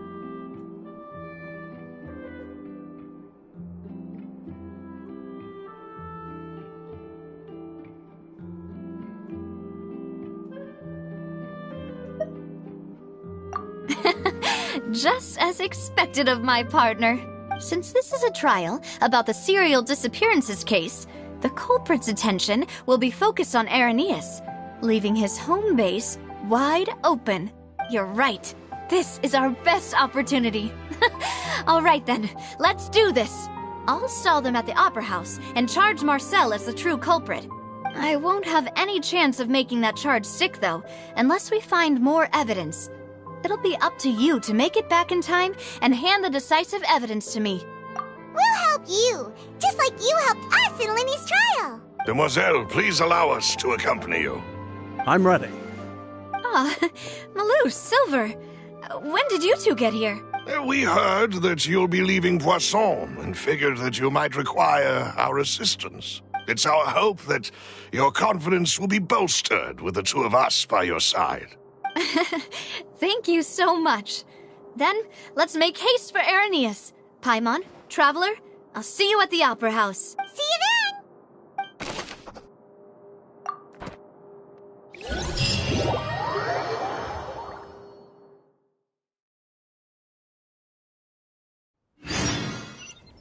Now that Navia has set out for Aranias, we should also get going. The location has already been marked on the map, so let's head over.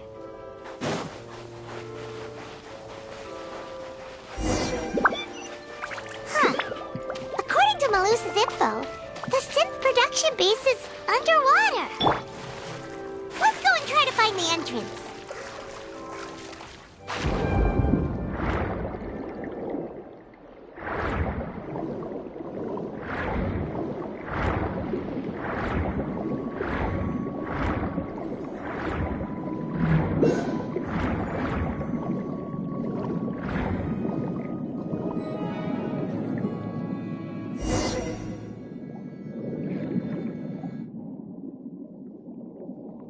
Finally found it!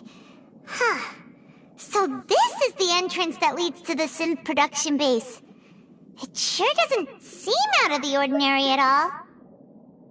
Ah, you're right. An important place like this is bound to have a ton of protective measures and mechanisms. Navia's probably arguing up a storm right now to stall for us.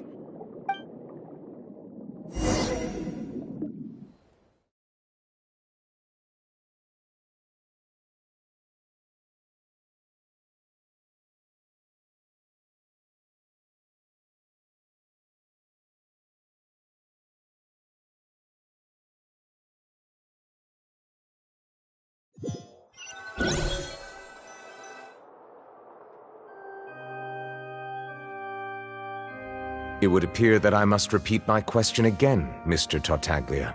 Do you accept the charge that you are the true culprit behind the serial disappearances case? To be perfectly honest, I don't understand your country's complicated court system, or the reason why I'm being charged with something I've never even heard of. However, I did hear that people who have been charged can choose to participate in a duel to clear their name. Is that right? In which case, as long as I accept the charge, I can have an all-out fight with that champion duelist Clorend, right? I've got to admit, that's one of the most enticing offers I've ever received. When I privately sparred with her last time, she was obviously holding back. Real disappointing. Hey! Don't you understand? You're currently the prime suspect for a major case. This isn't the place for you to be looking for fights. Oh? Sounds like the Hydro Archon wants to lecture me on the ways of the Opera House. Then why don't you duel me too? I'm the kind of student that learns best in the heat of battle. No. That's not what I meant. Alas, it would appear that communication with the defendant is going poorly, and we have made very little progress. In that case, let me explain everything from the very beginning again. The goal of this trial is to determine the culprit behind the serial disappearances case. That case had nothing to do with him! You've got the wrong man! Huh? What's going on? Why is she interjecting again? I told you it couldn't be one of the Fatui Harbingers. Miss Navia, this is the second time you've interrupted the court proceedings. I only tolerated your behavior last time because you were able to provide the court with a key eyewitness. But that was an exception rather than standard court protocol. I can very well charge you with contempt of court for your interjections. Oh, please. Did you ever think I had any respect for this place's pointless theatrics? We can put that discussion aside for now. I'm not here to argue with you. I'm here to charge the true culprit behind the serial disappearances case. And if my charges prove true, then Tartaglia here will be proven innocent by default. Correct? Oh. A young lady has charged in and offered to clear my name. How fascinating. Well, I'd gotten half bored to death by all these rules and procedures anyway. So I'll take you up on that offer. So, Your Honor, is there nothing else for me to do now? You may take a seat for now in the audience, but that doesn't mean the suspicions against you have been lifted. Now then, Miss Navia, who is the person you would like to charge instead? That person is...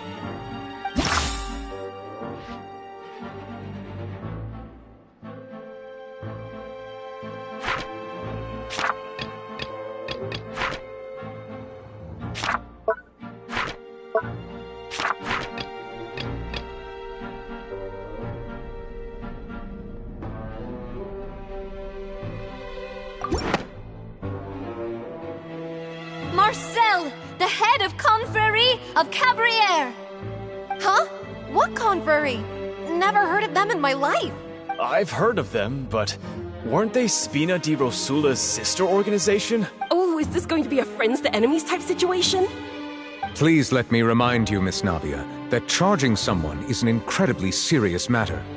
Committing to the charge also means taking on the legal responsibilities associated with it. And if the charge fails, depending on the circumstances, you may also be charged with the crime of making a false accusation. Knowing this, do you still wish to charge this man? Yes, I do. In that case, I declare the charge to be valid. Miss Navia and attorneys, please take your places on the court. Members of the guards, please contact Mr. Marcel right away so that he may stand trial.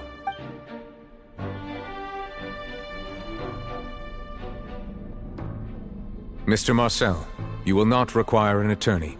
Is that correct? Apologies. It all just happened so quickly. I still haven't figured out what's going on. I think an attorney won't be necessary. This is probably just a misunderstanding between me and Navia. Very well. In that case, since both sides have now arrived, Miss Navia, please present your charges. I would like to take everyone back to 3 years ago, to the case of Callus the Unfaithful. Only through elucidating what really happened in that case can we connect all the dots for the serial disappearances case. Navia, do you really think that I was the one who killed your father? Come on, why would I do that? Callus was my benefactor, and remember, both you and I only ran to the scene when we heard the sound of a gun. If that's enough to make me a suspect, wouldn't that make everyone at that banquet a suspect as well? I think there's no point in getting into the specifics right now. The audience doesn't even have the big picture yet. Even I'm struggling to remember some details of that. Exactly correct, Your Honor. I must refresh everyone's memory about that case before I can explain my charge and reasoning. I see. In which case, I will recount the findings about that case as originally recorded by Maison Gardiennage.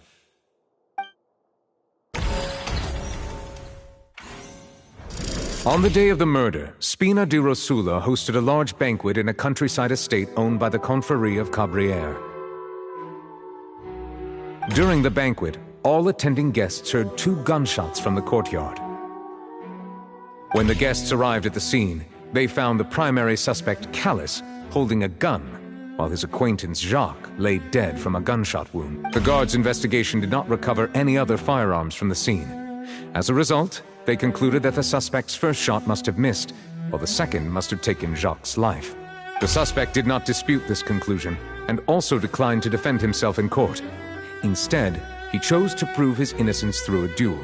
Callus was defeated by champion duelist Clarand in the ensuing duel, and soon succumbed to the injuries. These are the known facts about the case. The one with the motive to kill was Jacques, not my father. And even so, Jacques still had no reason to pull the trigger. In truth, the third person shot Jacques first, and was shot in turn by my father when my father seized the gun from him. After that, the true culprit turned the third person into water, erasing all traces of him from the scene. Thank you for the summary, Your Honor. Of course, the guard's conclusion appeared quite sensible to us at the time. However, we should revisit the case now that we've gained new information about the abilities of water from the primordial sea.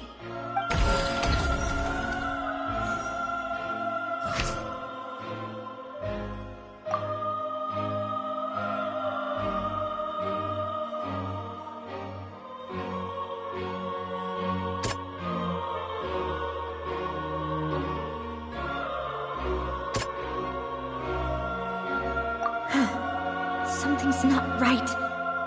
Let me think.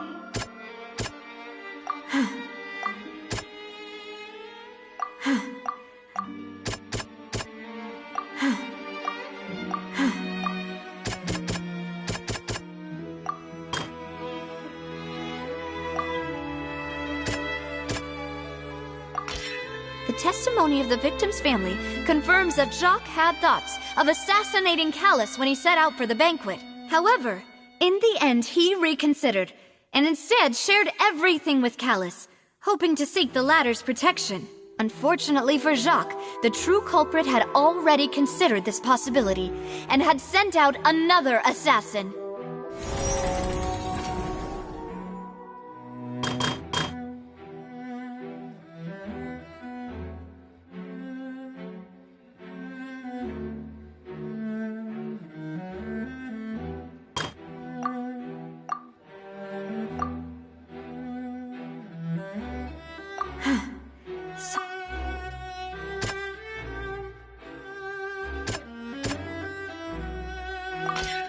This assassin first shot Jacques, then turned to shoot Callus, only for Callus to wrestle the gun from him and kill him instead.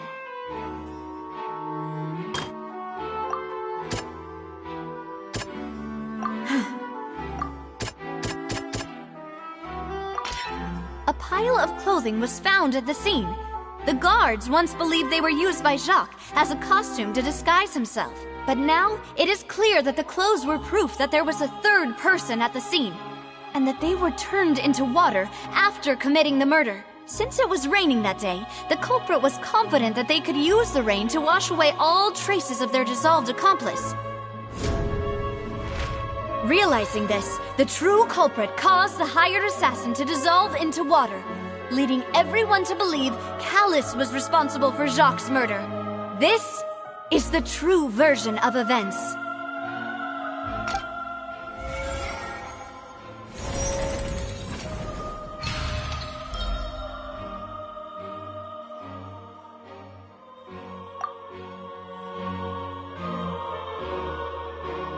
So that's what happened. Wait, you're telling me something as dangerous as water from the primordial sea has been used for all these years? What a great theory. It also explains Callus's and Jacques' respective motives. I guess they didn't shoot each other after all. Mr. Marcel, you are the one being charged with the crime. You should provide a rebuttal if you wish to prove your innocence. But I think I agree with everything Navia just said. In fact, there was nothing in her speech that directly implicated me. Then, may I ask some questions? In my opinion, we primarily need to determine two things. One, do you have the evidence to back up your claims? I'm afraid not. At least not at this very moment. Boo! If you don't have any evidence, you should just go home! I may not have the evidence with me, but I know where I could go to collect it. If we look up the deserted clothes against a record of people who went missing around the same time, we should be able to find a match. Considering the serial disappearances case, the guards probably kept careful records of all missing persons from around that time, regardless of age or gender. That makes sense to me. Monsieur Neuvillette, I would consider this to be a reasonable investigative direction. Why do I feel like Farina's acting a little differently today? Maybe she's scared of embarrassing herself again? Alternatively, she's become more diligent after charging an innocent citizen in the last trial. My second question has to do with the ensuing duel. If the truth is indeed as you described, then why didn't Mr. Callus explain himself in court? If he had testified that a person had been dissolved, he could have at least mounted a defense. I've thought about this too, and the answer is actually pretty simple. He felt there were things that were more important to him. The dissolving power of water from the primordial sea is an important secret for the true culprit of the serial disappearances case. My father could have exposed it for all to see, but he chose to take it to the grave. At that time, Spina di Rosula was in dire straits, and his reputation had already been shattered. He had no guarantee that going forward with the truth would allow the culprit to be brought to justice. What was certain, however, was that it would paint a gigantic target on my back. Boss once told me that Demoiselle had already been selected as the next target of the serial disappearances case. What? If the secret had gotten out, the culprit would have fought an all-out war with Espina right there and then. I wouldn't have been the only one in danger. All of us would have stood to lose our lives. Of course, the guards might eventually figure out the truth of the matter and determine that we were in the right. But what good would that do? How can a hollow verdict protect anyone? Had this opera house ever given my father any kind of confidence in its brand of justice, Spina di Rosula would have had no reason to exist. But by staying silent, we retain the ability to deter our opponents and continue the stalemate. I was able to become Spina di Rosula's president, which made me harder to target, as well as giving me more time to grow and learn. And once I have figured out the truth and stepped up to the challenge, I will do what this opera house cannot, and restore my father's truth and honor back to him. So, you mean to say, your father intended to die in the duelist's ring? That's right. Do you have any proof? Of course. All you need is to ask his opponent, Clarand. I don't need your apology, your guilt, or your support from the shadows. You don't have to do anything for my sake. But since he entrusted his will to you, Clarand, you should tell us the truth about his sacrifice. So, during the duel, did you believe that Callus was intending to die? Yes, I did. As a champion duelist, I've fought many battles and taken a countless number of dishonored lives. In my line of work, I've seen all kinds of people give their all for the faintest hope to continue living. Some were determined, others passionate, and some even manic and twisted. Just one look and I can tell if a duelist is hoping to live or if they're looking to die. I hereby swear on my name and honor as a champion duelist that Mr. Callus never intended to leave the ring alive. Since that's your testimony, I have no more questions. It appears there really are good grounds to reopen this case. I concur. However, Miss Navia, you still have not explained the link between your father's case and the serial disappearances case. Right? What she said was fascinating, but kind of beside the point. Wait, weren't they just talking about the serial disappearances case? Of course, Your Honor. The two cases are connected via a matter of timing. In my father's case, the culprit intended to kill both Jacques and Callus. As a result, they planned to act after hearing 2 gunshots. And, at the end of Linny's trial, the culprit also only dissolved the victim in front of everyone because they realized they were at risk of being identified. The culprit could only time their actions so precisely if they were already at the scene. Coincidentally, Marcel attended both the banquet and the trial. So that's why you suspected me. Even after hearing your reasoning, I still can't help but find it a little preposterous. I'm used to it, though. You've always been an impulsive and sentimental child, Navia. It's one of your most endearing traits. No need to appeal to pathos. I won't try to refute your points one by one, but even if everything you just said was true, can you prove that I was the only person present at both events? On top of that, does a person have to be physically present to control the timing? Can't someone remotely monitor the place? I don't know what she can say to that. I know that even with that, you might still think you can reduce the list of suspects with some further investigations until I'm the only one left on the list. Alas, who won't feel at least a little hurt by an accusation of murder from a girl you see as your own daughter? But if I were to dismiss this completely, you'd also think I'm not being considerate of your feelings. Ah well, let Uncle Marcel teach you another lesson. Do you know what the biggest flaw in your reasoning is? I suppose you're gonna tell me anyways. It's timing again. I'm a businessman by trade. From that standpoint, there's no reason for me to kidnap young women. It's a high-risk action with nothing to gain. In addition, I left my home in Snezhnaya when I was young to come to Poisson and work in some trade.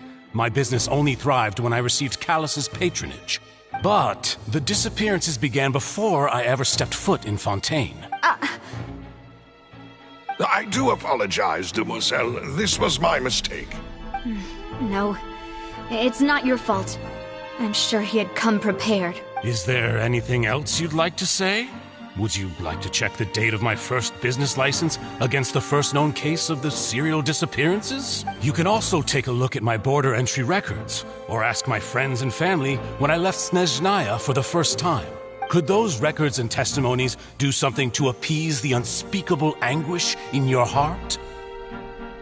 Seems like she got the wrong guy. At this rate, Navia will be convicted for falsely accusing him. I think you've done a superb job of dissecting your father's feelings as he neared the end of his life. But aren't you going against all of his wishes and expectations right now? He wished for you to become more rational, collected, and conscientious, instead of dwelling only on your own feelings. Once you've learned to be more considerate of others' feelings, and to stop rushing headlong into things, you'd have met most of his expectations. This isn't just about me, and it never has been. The biggest difference between me and the rest of the victims is that I still have the ability to search for the truth.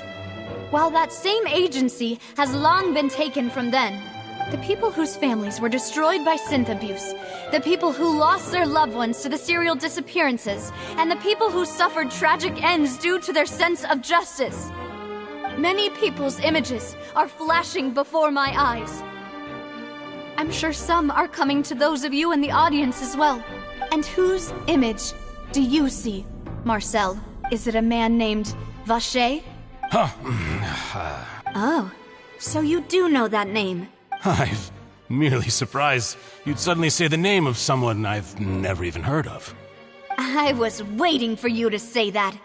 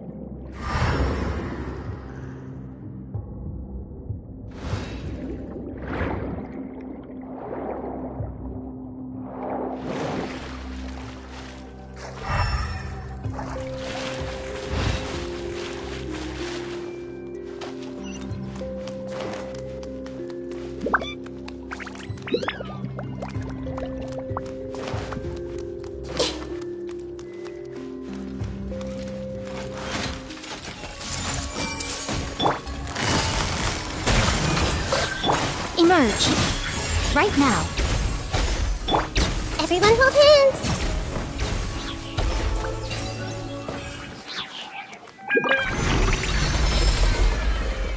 Whoa! The floor is going up! Is it because of this mechanism in the middle? That guy really prepared a lot of stuff for this place.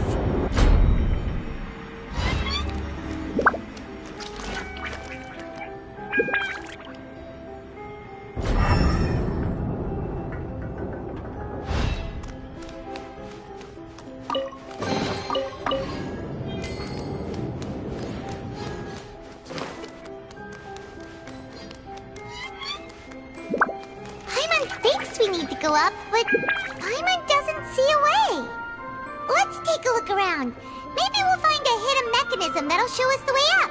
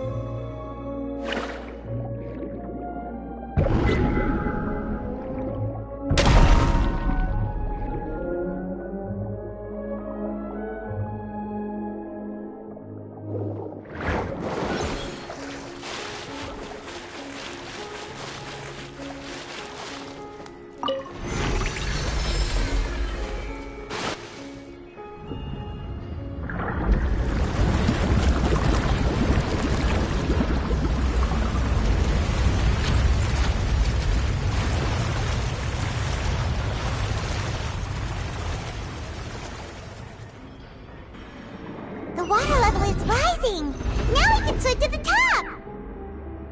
But this is still a ways away from where we need to go.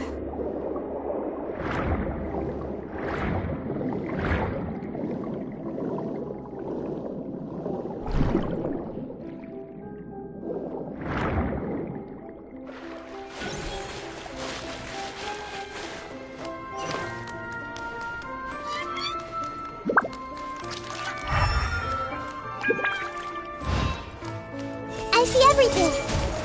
Right here, right now.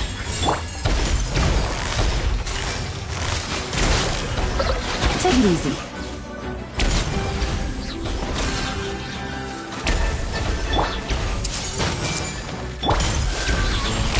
Quietly now. Allow me.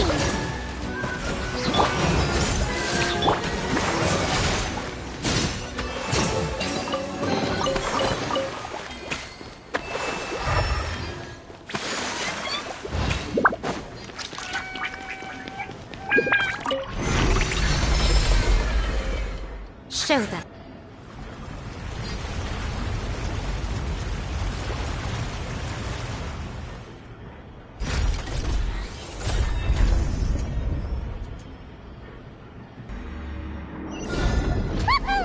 Now the path is clear. Let's go.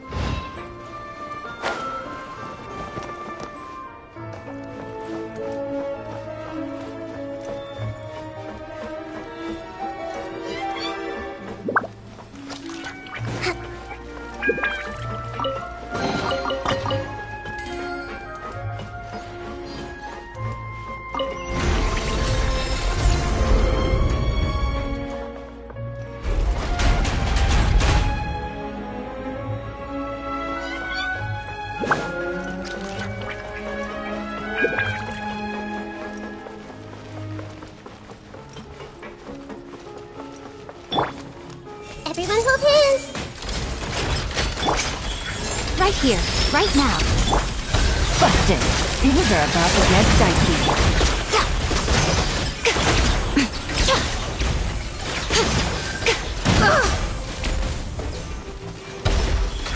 Right here. Right now. Hey!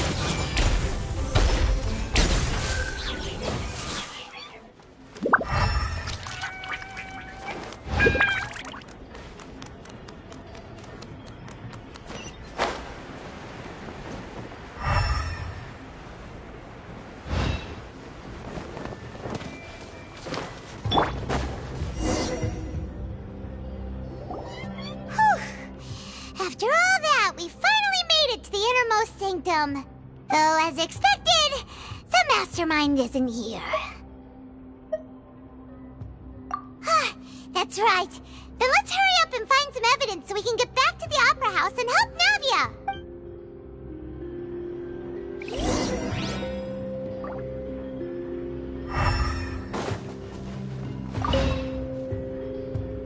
What's all this? Aw, it's a bunch of really cute things! Pink accessories, a hair tie, a necklace, even a makeup box! Oh, Paimon sees it too, but why are all these cute things labeled with different girls' names? Huh? You mean the girls from the serial disappearances? They were brought here? And then they were turned into water. And all the boxes of things. These names. That means... Oh, this is terrible.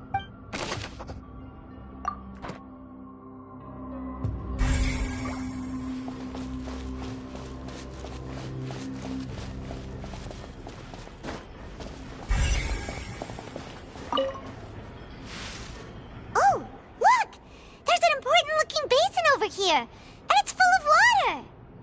That means this is where they make all the synth! And that special water is the main ingredient! If you dilute it with normal water, you'll get synth, but the pure stuff can dissolve a human! Paimon will take notes on this incriminating evidence.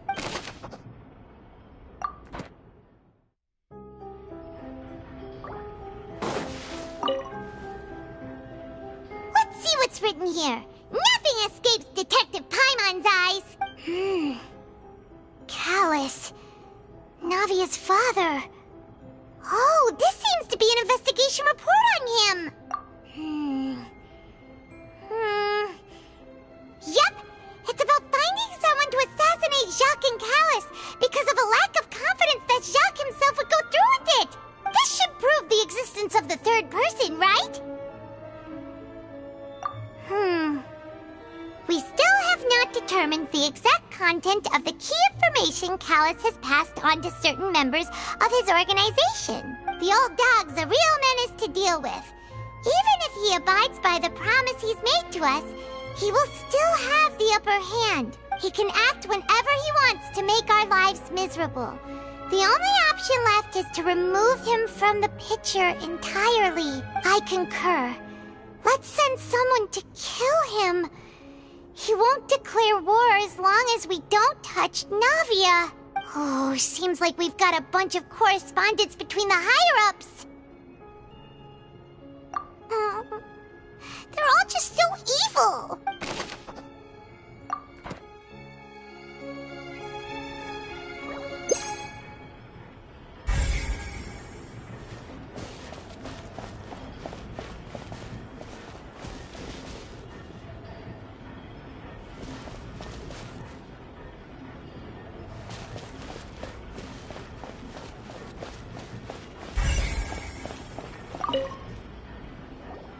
Whoa! There's so much synth here! And so many bottles of ingredients that probably just contain the waters of the primordial sea. Mixing in progress. Ready to drink? Stock sample? Huh. They've also got all the synth pretty clearly labeled. Whoa! There's even fruit-flavored synth? Yep, it's super obvious.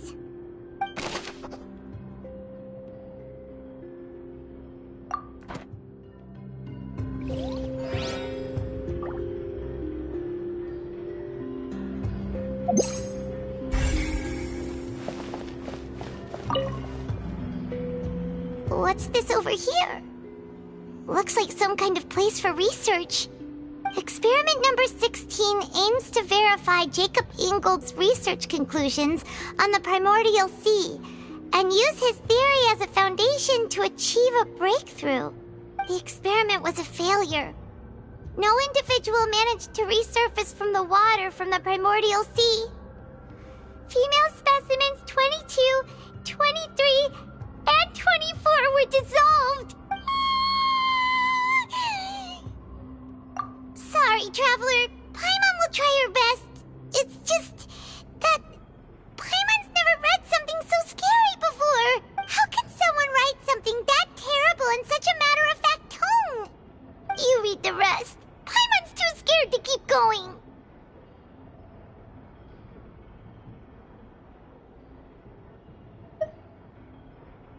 So that's why he did all of these experiments. Wait, did he really think he'd be able to find a way just by dissolving people over and over? That's just insane! Huh? Isn't that the name you heard by the fountain? Paimon thought he was an eyewitness in the serial disappearances case. Ah, you mean Vacher is the one who did all of these... experiments? So that's it! Vacher was no victim, but personally took his lover and... No, that's not it either! If that's the case, why would he want people to resurface from the water? In any case, Paimon will write it all down.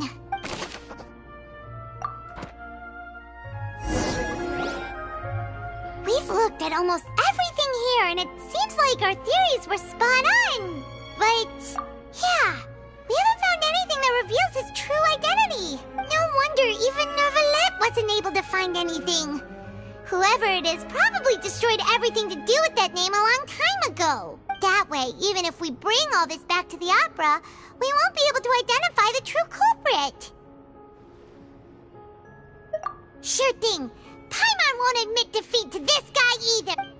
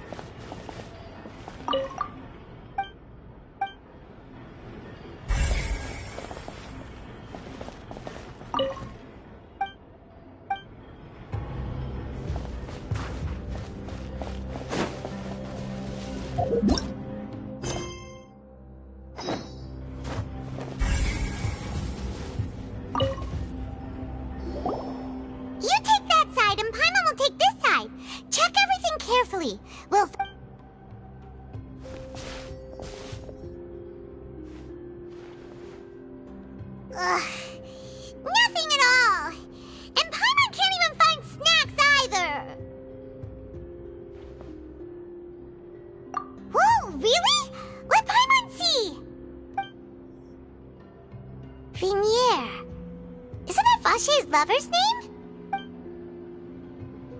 Then you found her diary. Let's see. Aw, it's just a normal diary chronicling their love story. She was so sweet, too. Oh, Paimon feels even worse for her now. So many! A whole page's worth! But they're all crossed out. Was she unhappy with all of them? The final name she decided on was Marcel. Wait, but Marcel's pretty old. Has this case been going on for so long that he's Vashey and Venier's grown son? Hey! Paimon still hasn't figured it out yet.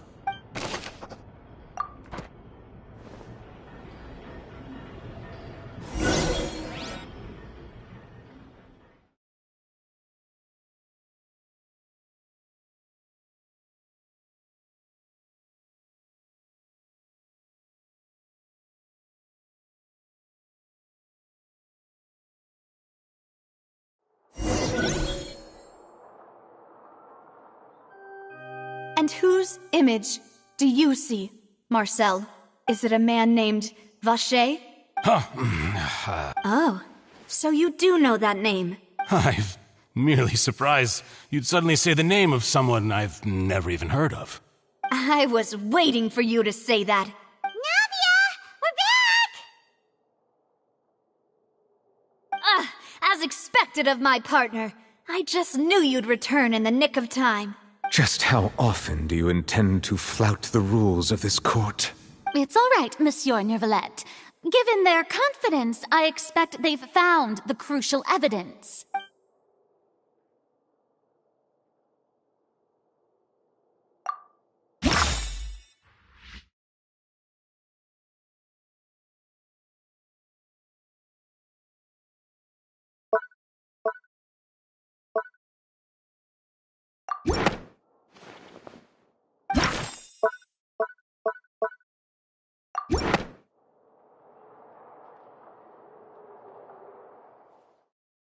But the truth of it, Marcel, is that you've always been Vashey.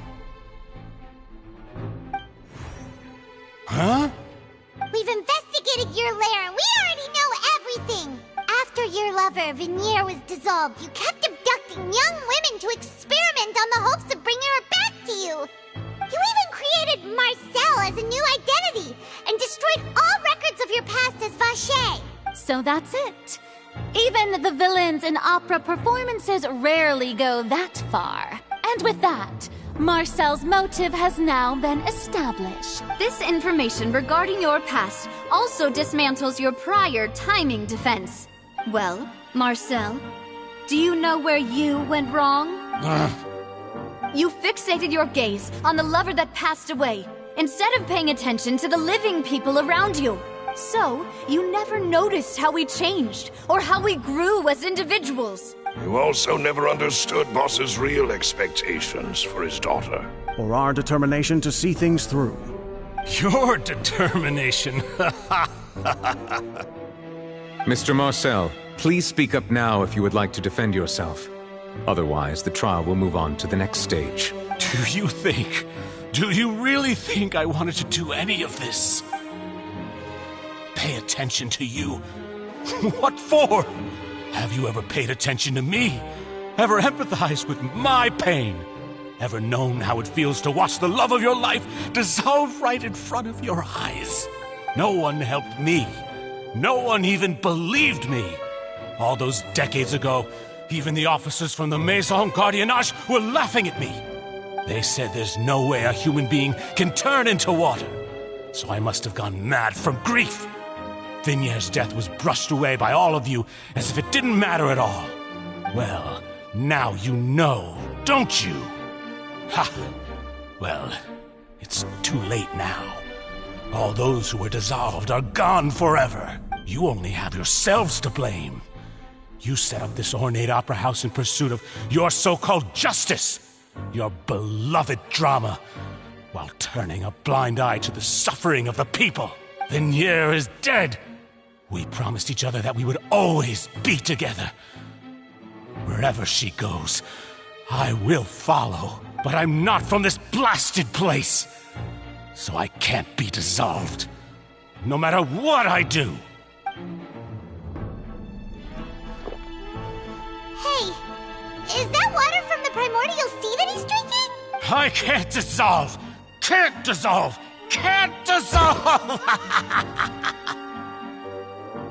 Do you all see? I can't go, I can't follow. So if I can't go where she is, what choice do I have but to try to bring her back? I did all of that, and in the end, that accursed Callus still got the better of me. I spent my entire life living on pins and needles, only to get stabbed by his idiot daughter at the very end. The suspect is exhibiting signs of mental distress. Guards, please restrain him. Don't touch me! Don't anybody come near me. I still need to save Vignier. A promise. We made a promise. Vignier. Vignier. Please, Vignier. Don't think badly of me. All I want to do is fulfill our promise. At this point, the verdict of this trial is clear. With Mr. Marcel's conviction, the charges against Mr. Tartaglia no longer have any basis. Fine by me. I was in a bad mood, but after a show like that, I'm actually feeling pretty good. Traveler, please submit all the evidence you have collected to the guards, so that I might review and summarize the truth behind the serial disappearances case. The man now known as Marcel was originally named Vacher and worked as an adventurer with his partner and lover Vignier.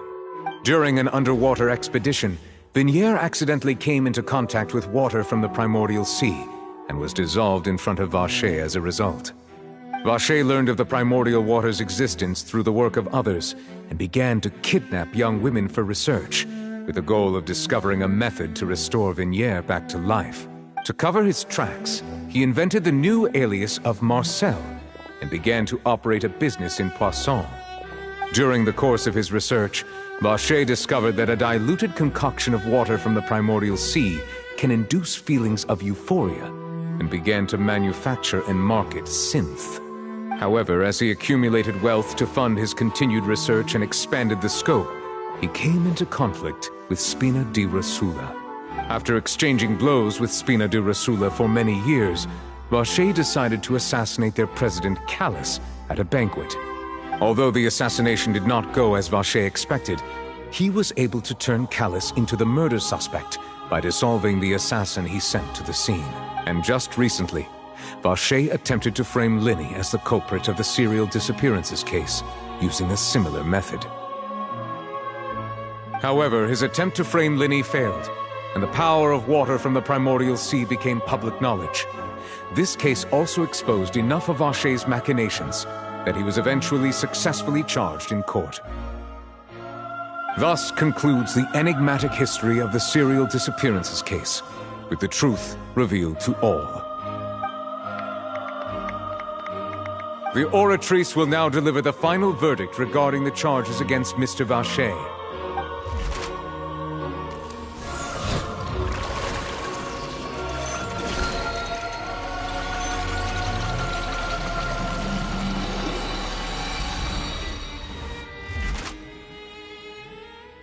According to the judgment of the Oratrice Mécanique d'Analyse Cardinale, Mr. Vacher is guilty.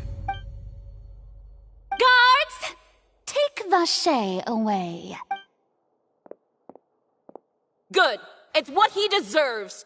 With that, the serial disappearances case is over now. We really just witnessed history.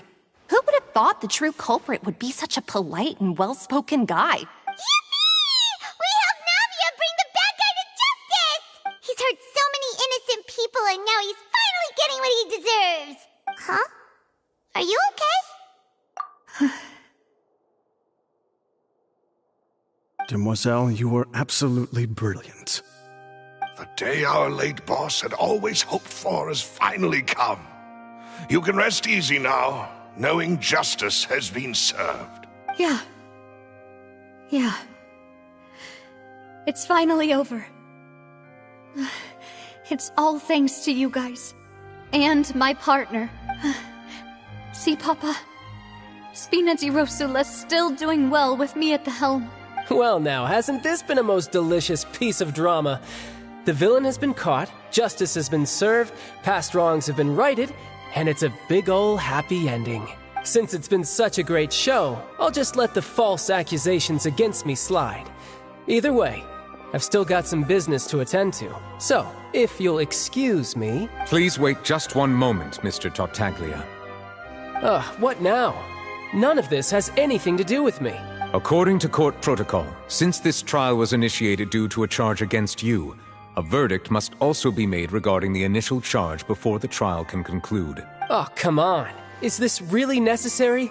Haven't you already caught the real criminal? Isn't it time for side characters like me to exit stage left? Please respect the laws of Fontaine. This has always been the rule. All right, but this sure is a lot of hassle. All I need to do is stand over there, right? Let's just get this over with. Through evidence presented in the public trial that was just held, it has been established that Mr. Tartaglia has no direct connection to the serial disappearances case. The guilty party has been identified, and thus it is logical to suppose Mr. Tartaglia is innocent of the charges. We now turn to the Oratrice Mécanique d'Analyse Cardinale to render the final verdict on the charges. According to the judgment of the Oratrice Mécanique d'Analyse Cardinale, Mr. Tartaglia is guilty. What? Hey! That's not funny! Didn't you just say I'm supposed to be innocent? What's with this verdict? Is your justice machine malfunctioning? Huh? This has never happened before. The Oratrice actually returned a different verdict from the Chief Justice. I mean, have you ever heard of an innocent Fatui Harbinger? Do you think the Oratrice might have just convicted him on general principle? But weren't the charges about the serial disappearances case? No matter what else he's guilty of, it shouldn't affect the verdict in this case, right? The judgment of the Oratrice Mécanique d'Analyse Cardinale is, by law, the final verdict of the court. We must accept the guilty verdict. Guards, please take the suspect into custody per court protocol.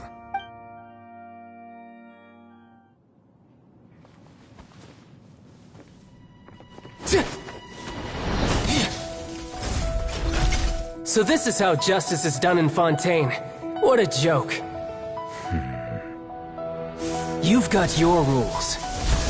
Well, I've got mine too!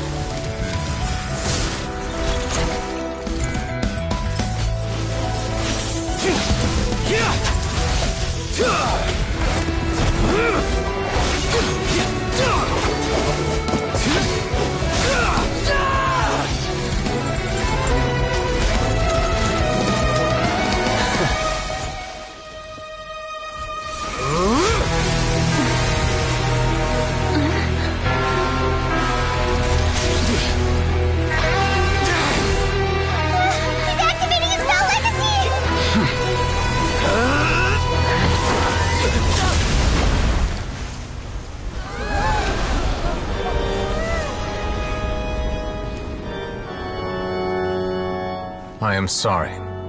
If you have been wronged, we will find the truth. But the rules of the court must be upheld.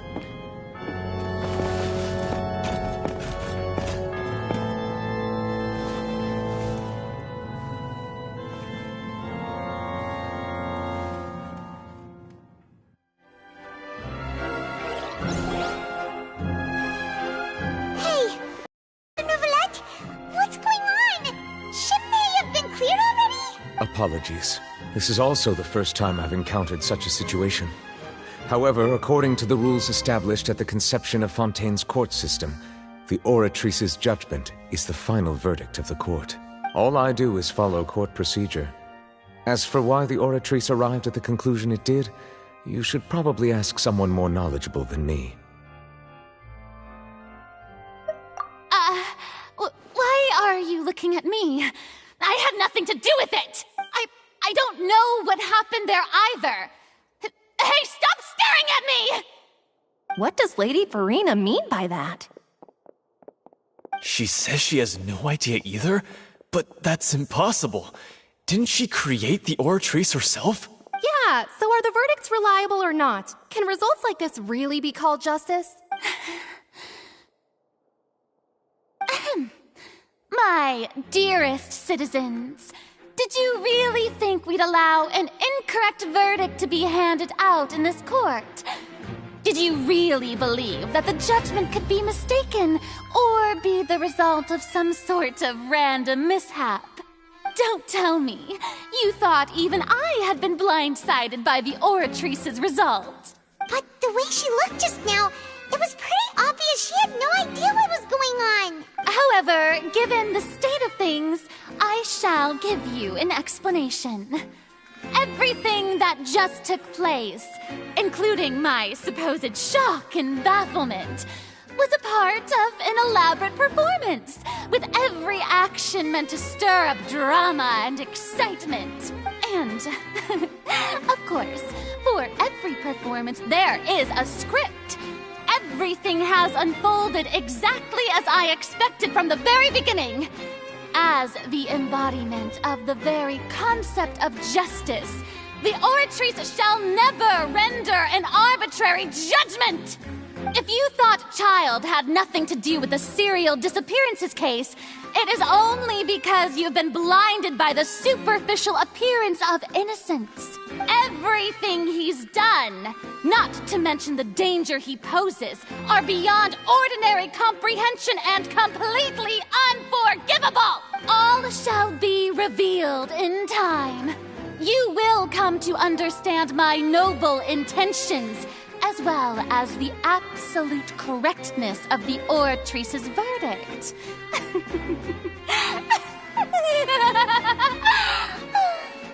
Now, having said that, although I hate to leave things hanging in suspense, it is now time for this performance to end. As the lead actress, I shall be the first to take my leave.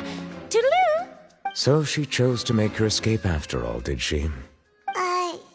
So you're saying we shouldn't put much stock into what she just said? She probably just put on that performance to save face. As for the truth, it's unlikely that she actually has any idea. However, please be assured that I will continue to investigate this case in a personal capacity. Just as I promised, if the judgment has been incorrect, we will do our utmost to clear his name. All right. Even though we feel pretty badly for him, we'll take your word for it for now. After all, he's done plenty of bad stuff, so he should have known he'd go to prison someday, right?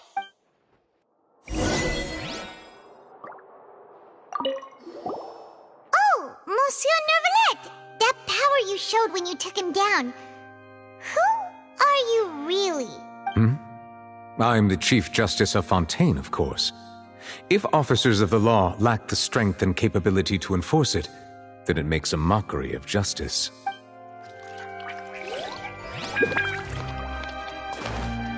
I see everything.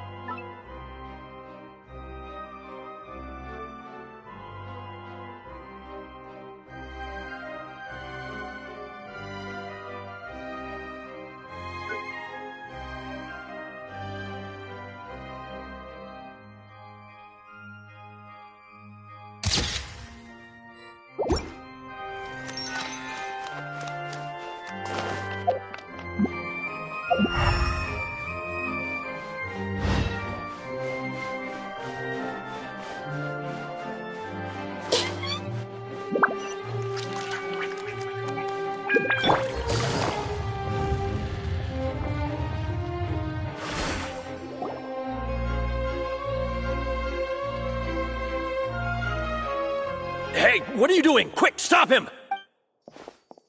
Traveler! Hey! Traveler! Marcel! What are you doing over here? Stop resisting arrest! Cease, or we'll add another charge to the list! No, wait! I just want to ask the Traveler something.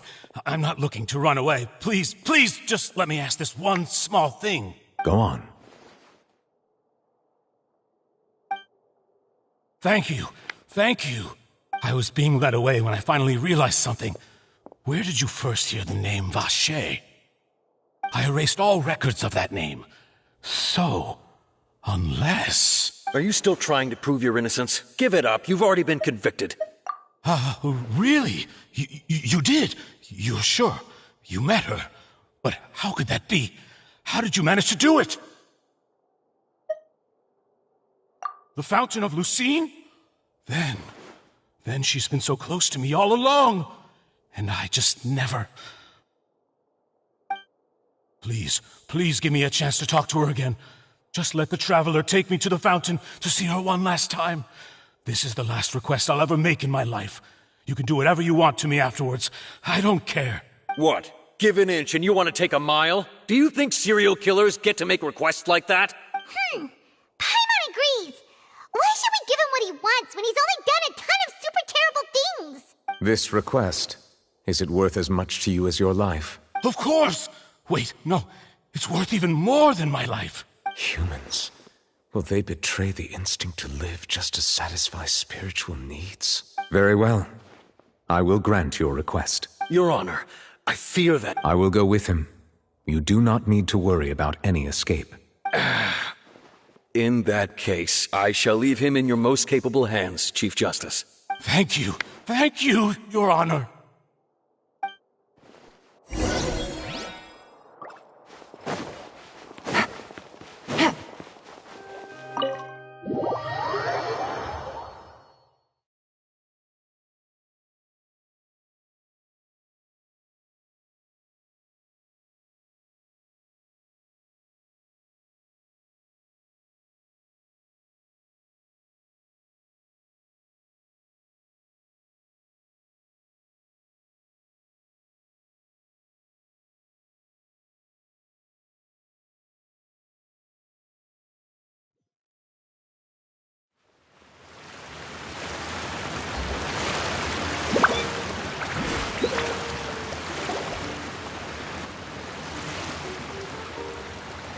Is this the place? You said she's here, but what do I need to do to see her? Yeah, and even Paimon could hear her after drinking that thing. Didn't you just drink a lot of it on the stage as well? Oh, in that case... Vacher! Ah! Yes, that's it! So you heard it too! Vignier, it's me! It's me, Vacher! Vacher? Vacher! I'm here! Where are you, Vignier? I'm coming for you. I'm finally here for you. Hey, wait! Be careful! Hey, wait!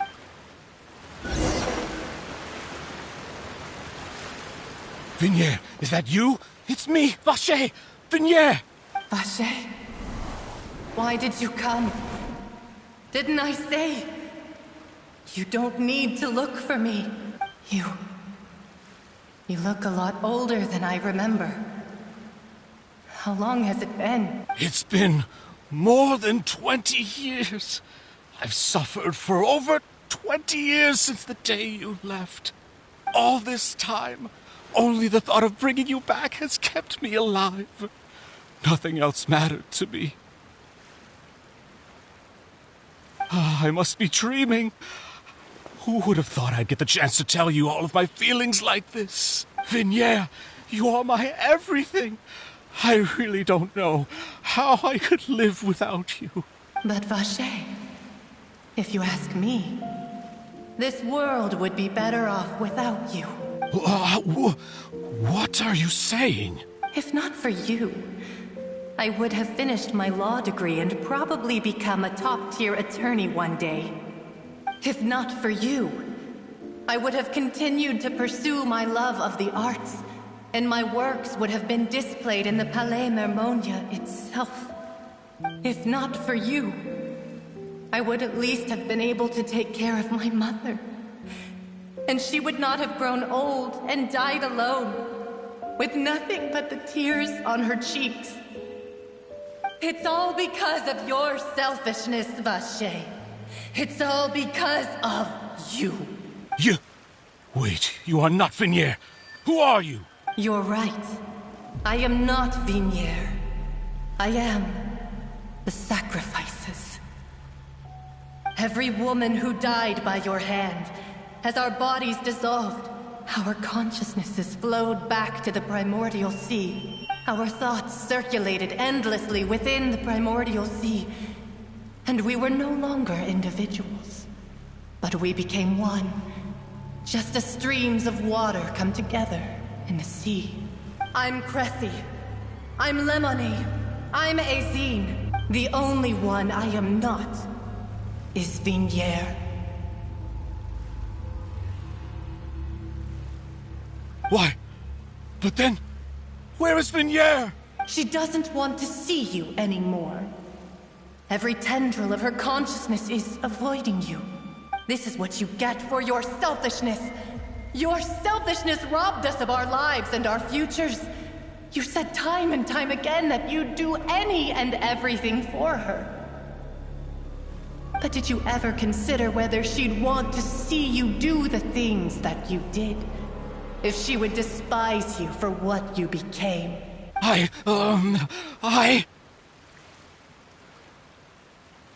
You are a liar, a heartless murderer, and a cowardly narcissist. The only thing you are not is Vignier's beloved. From the moment your first victim died and her consciousness merged with Vignier's, she has had nothing but pure hatred for you.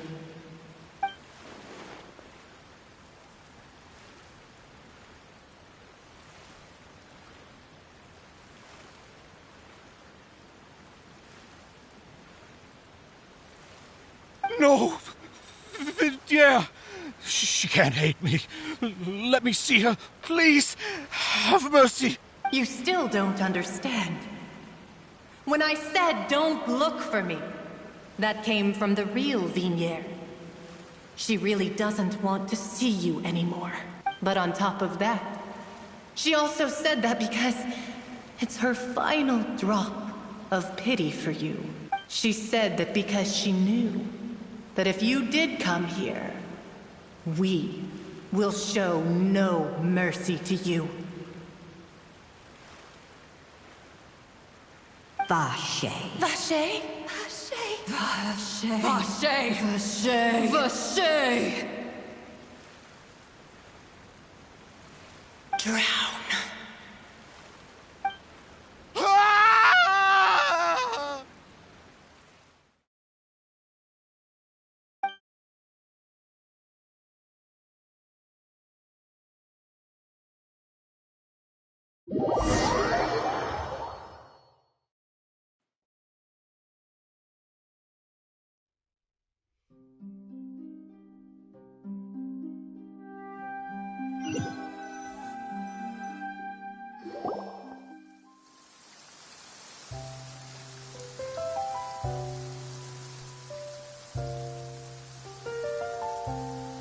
Finally, we have some time to do shopping.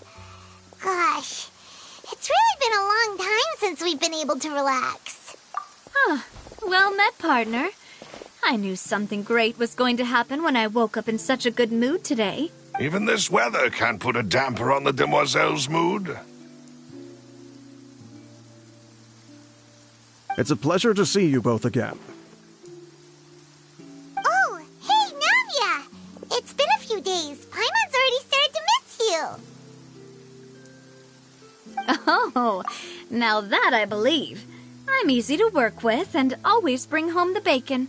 Who wouldn't treasure having a partner like me? Sounds like you're really enjoying life these days, Navia. What have you been busy with since the trial? It's just been one thing after the other. I've been making non-stop trips between Poisson and the court since then. Everyone from Spina di Rosula organized a memorial for my father. We never held a memorial when he first died, since everyone knew that even if we held one back then, no one was going to come.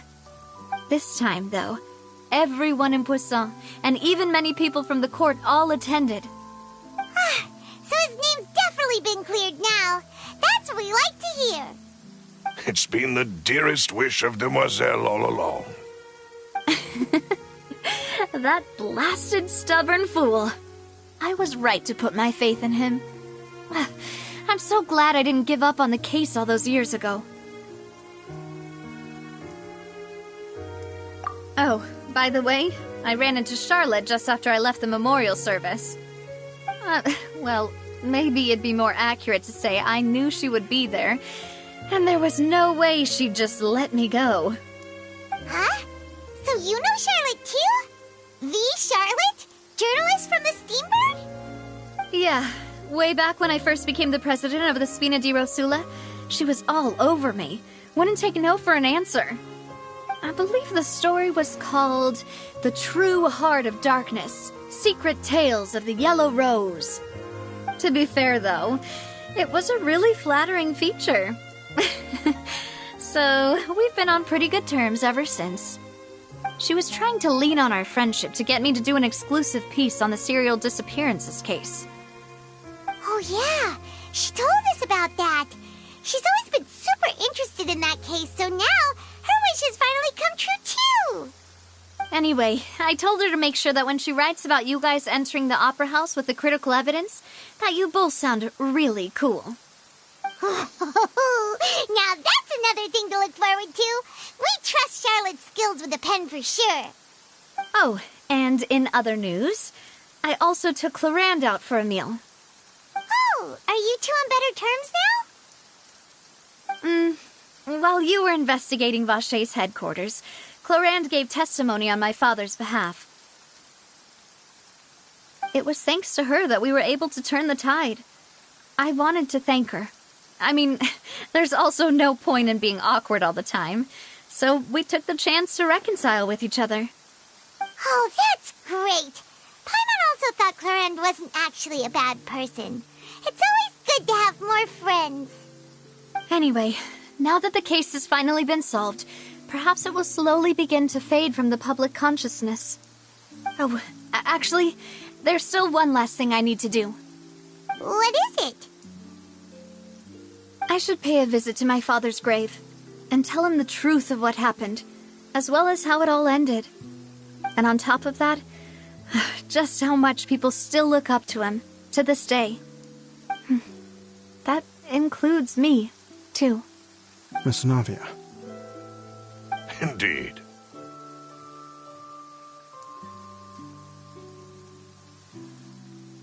We want to go too! We also think Callus is a really admirable person. Sure thing. I'd like you two to share the moment with me. After all, without you, there might not have been such a positive ending. And in that case, everyone, let's be off. Considering the recent weather, we'll be lucky if we can reach Poisson before dark. Yeah, you're right. It's been raining non-stop for a few days now.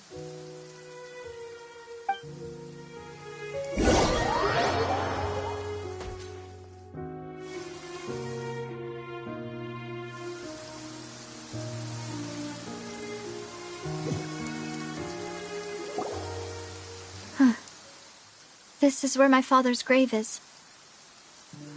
To be perfectly honest, even I haven't been back here for a long time. Huh? There's someone there already. Wait, that figure. It can't be... Isn't that Neuvillette? Why would the Chief Justice be here? Huh? Navia?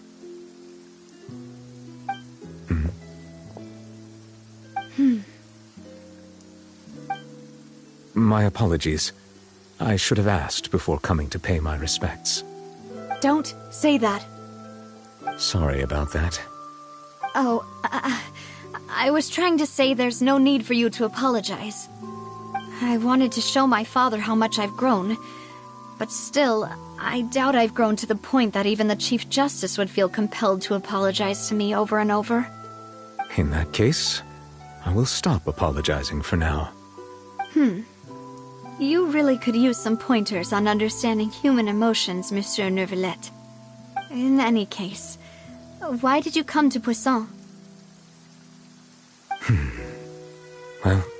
ever since that day, I've been turning a question over and over in my head.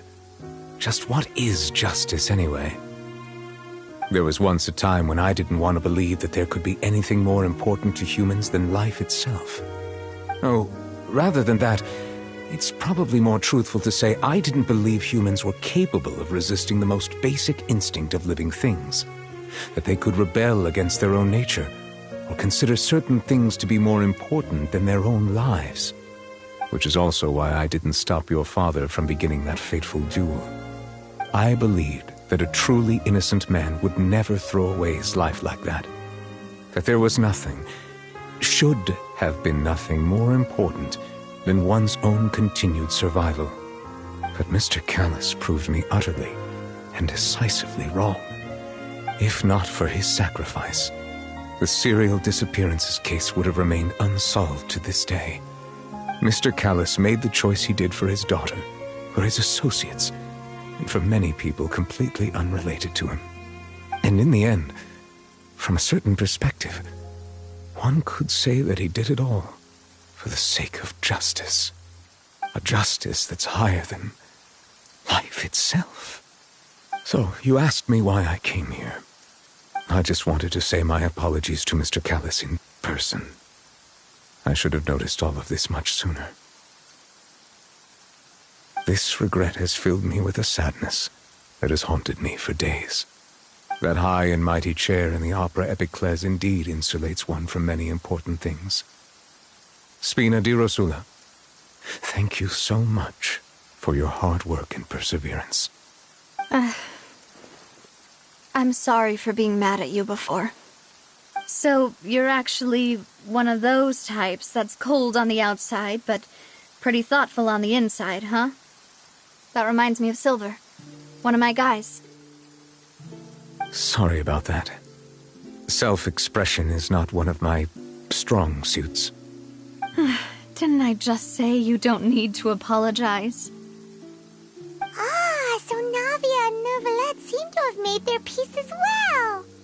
Let's not disturb them for now. We can wait till after they're done.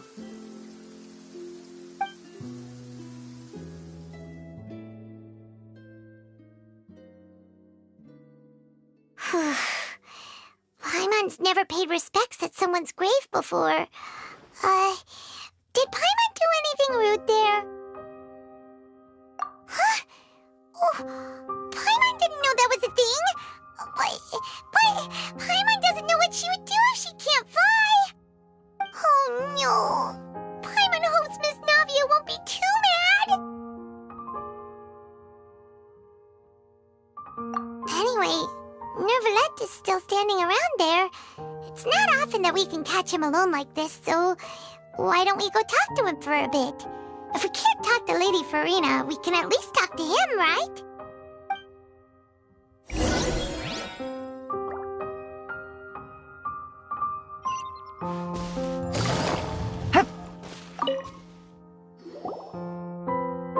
Oh, it's you two. Did Miss Navia invite you to come pay your respects to her father? Mm-hmm. We ran into Navia on the streets today, so we just followed her here. I see. Then is there something that I can help you with? Well, it's pretty hard to run into you like this since you're usually super busy. So we figured we could try to ask you a few questions, if that's okay. Please feel free. Though outsiders, you helped us solve one of the greatest mysteries in Fontaine, and it would be my pleasure to return the favor.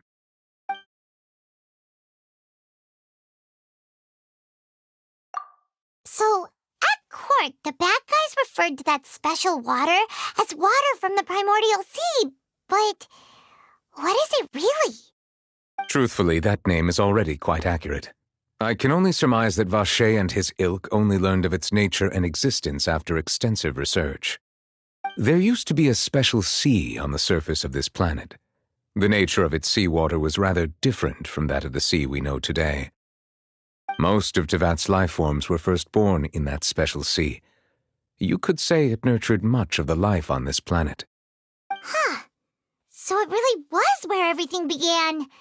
It makes sense to call it primordial then. But today, the primordial sea no longer exists on the planet's surface. What Vache discovered must have been some kind of special case, or a remnant from a truly ancient age. Huh. So that's how it is. Oh, you really know everything, Monsieur Neuvillette. But if that's the case, then why would people, at least people from Fontaine, dissolve in that kind of water? Indeed. Why would the primordial sea, which was known to engender and nurture life, suddenly reverse itself and devour life instead? To be frank, that also doesn't match my understanding of this world and its laws. There must still be some unknown secrets around the people of this land. Is there anything else you'd like to ask me about?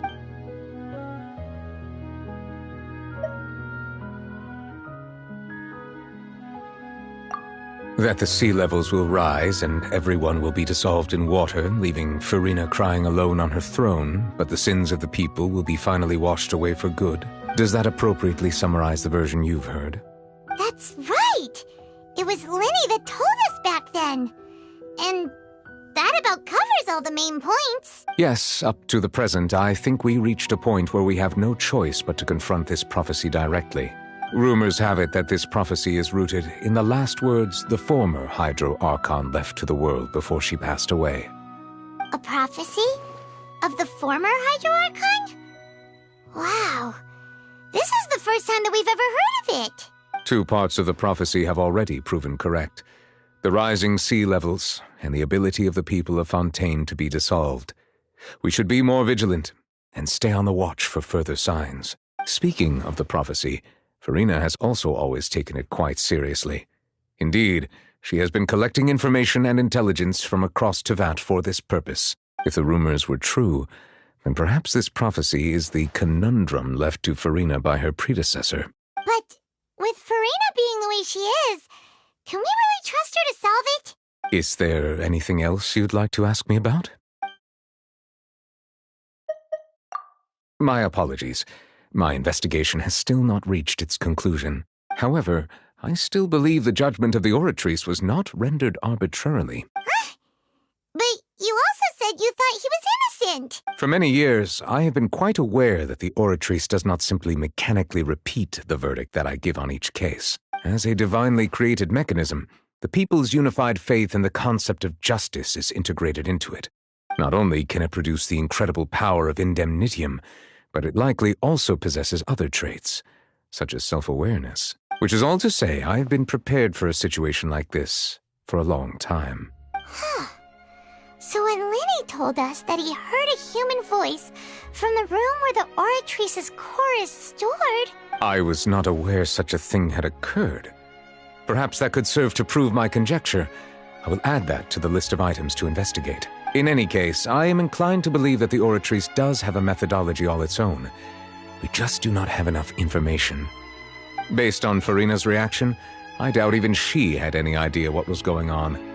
She managed to bluff her way through it, though, with her time-tested twin tricks of bravado and drama. While we do intend to get to the bottom of this, for now, we regret to say that the Fatui Harbinger will just have to bide his time in the fortress of Meripede. If we did incorrectly convict him of crimes he did not commit, we will most certainly compensate him to the fullest extent allowed by the law. If you ask Paimon, the only compensation he'll want is a no-holds-barred fight with you. Is there anything else you'd like to ask me about? Your sibling, another blonde-haired traveler. I'm sorry, but I've never seen anyone who matches that description. If he ever stepped foot in Fontaine, I'm sure he followed our laws to the letter, and had no reason to appear on the stage of the opera Epiclese. Is there anything else you'd like to ask me about? Very well. It was my honor to provide you with what answers I could. I very much enjoyed conversing with you. It will soon be time for me to leave this blissful tranquility behind and return to Palais Memornia. You really are super busy, Monsieur Neuvillette. Paimon thought you only came here to pay your respects today because you had the day off. Crime and villainy do not have the day off, and so justice must work around the clock as well. This is merely the nature of a justice's work. All right, you've got a point. Huh? Paimon just noticed that the rain has stopped.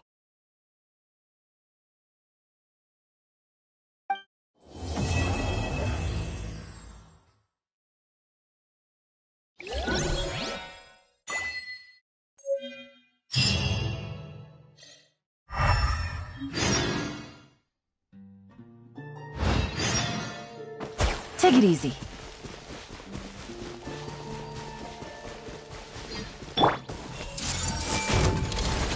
Emerge. Gotcha.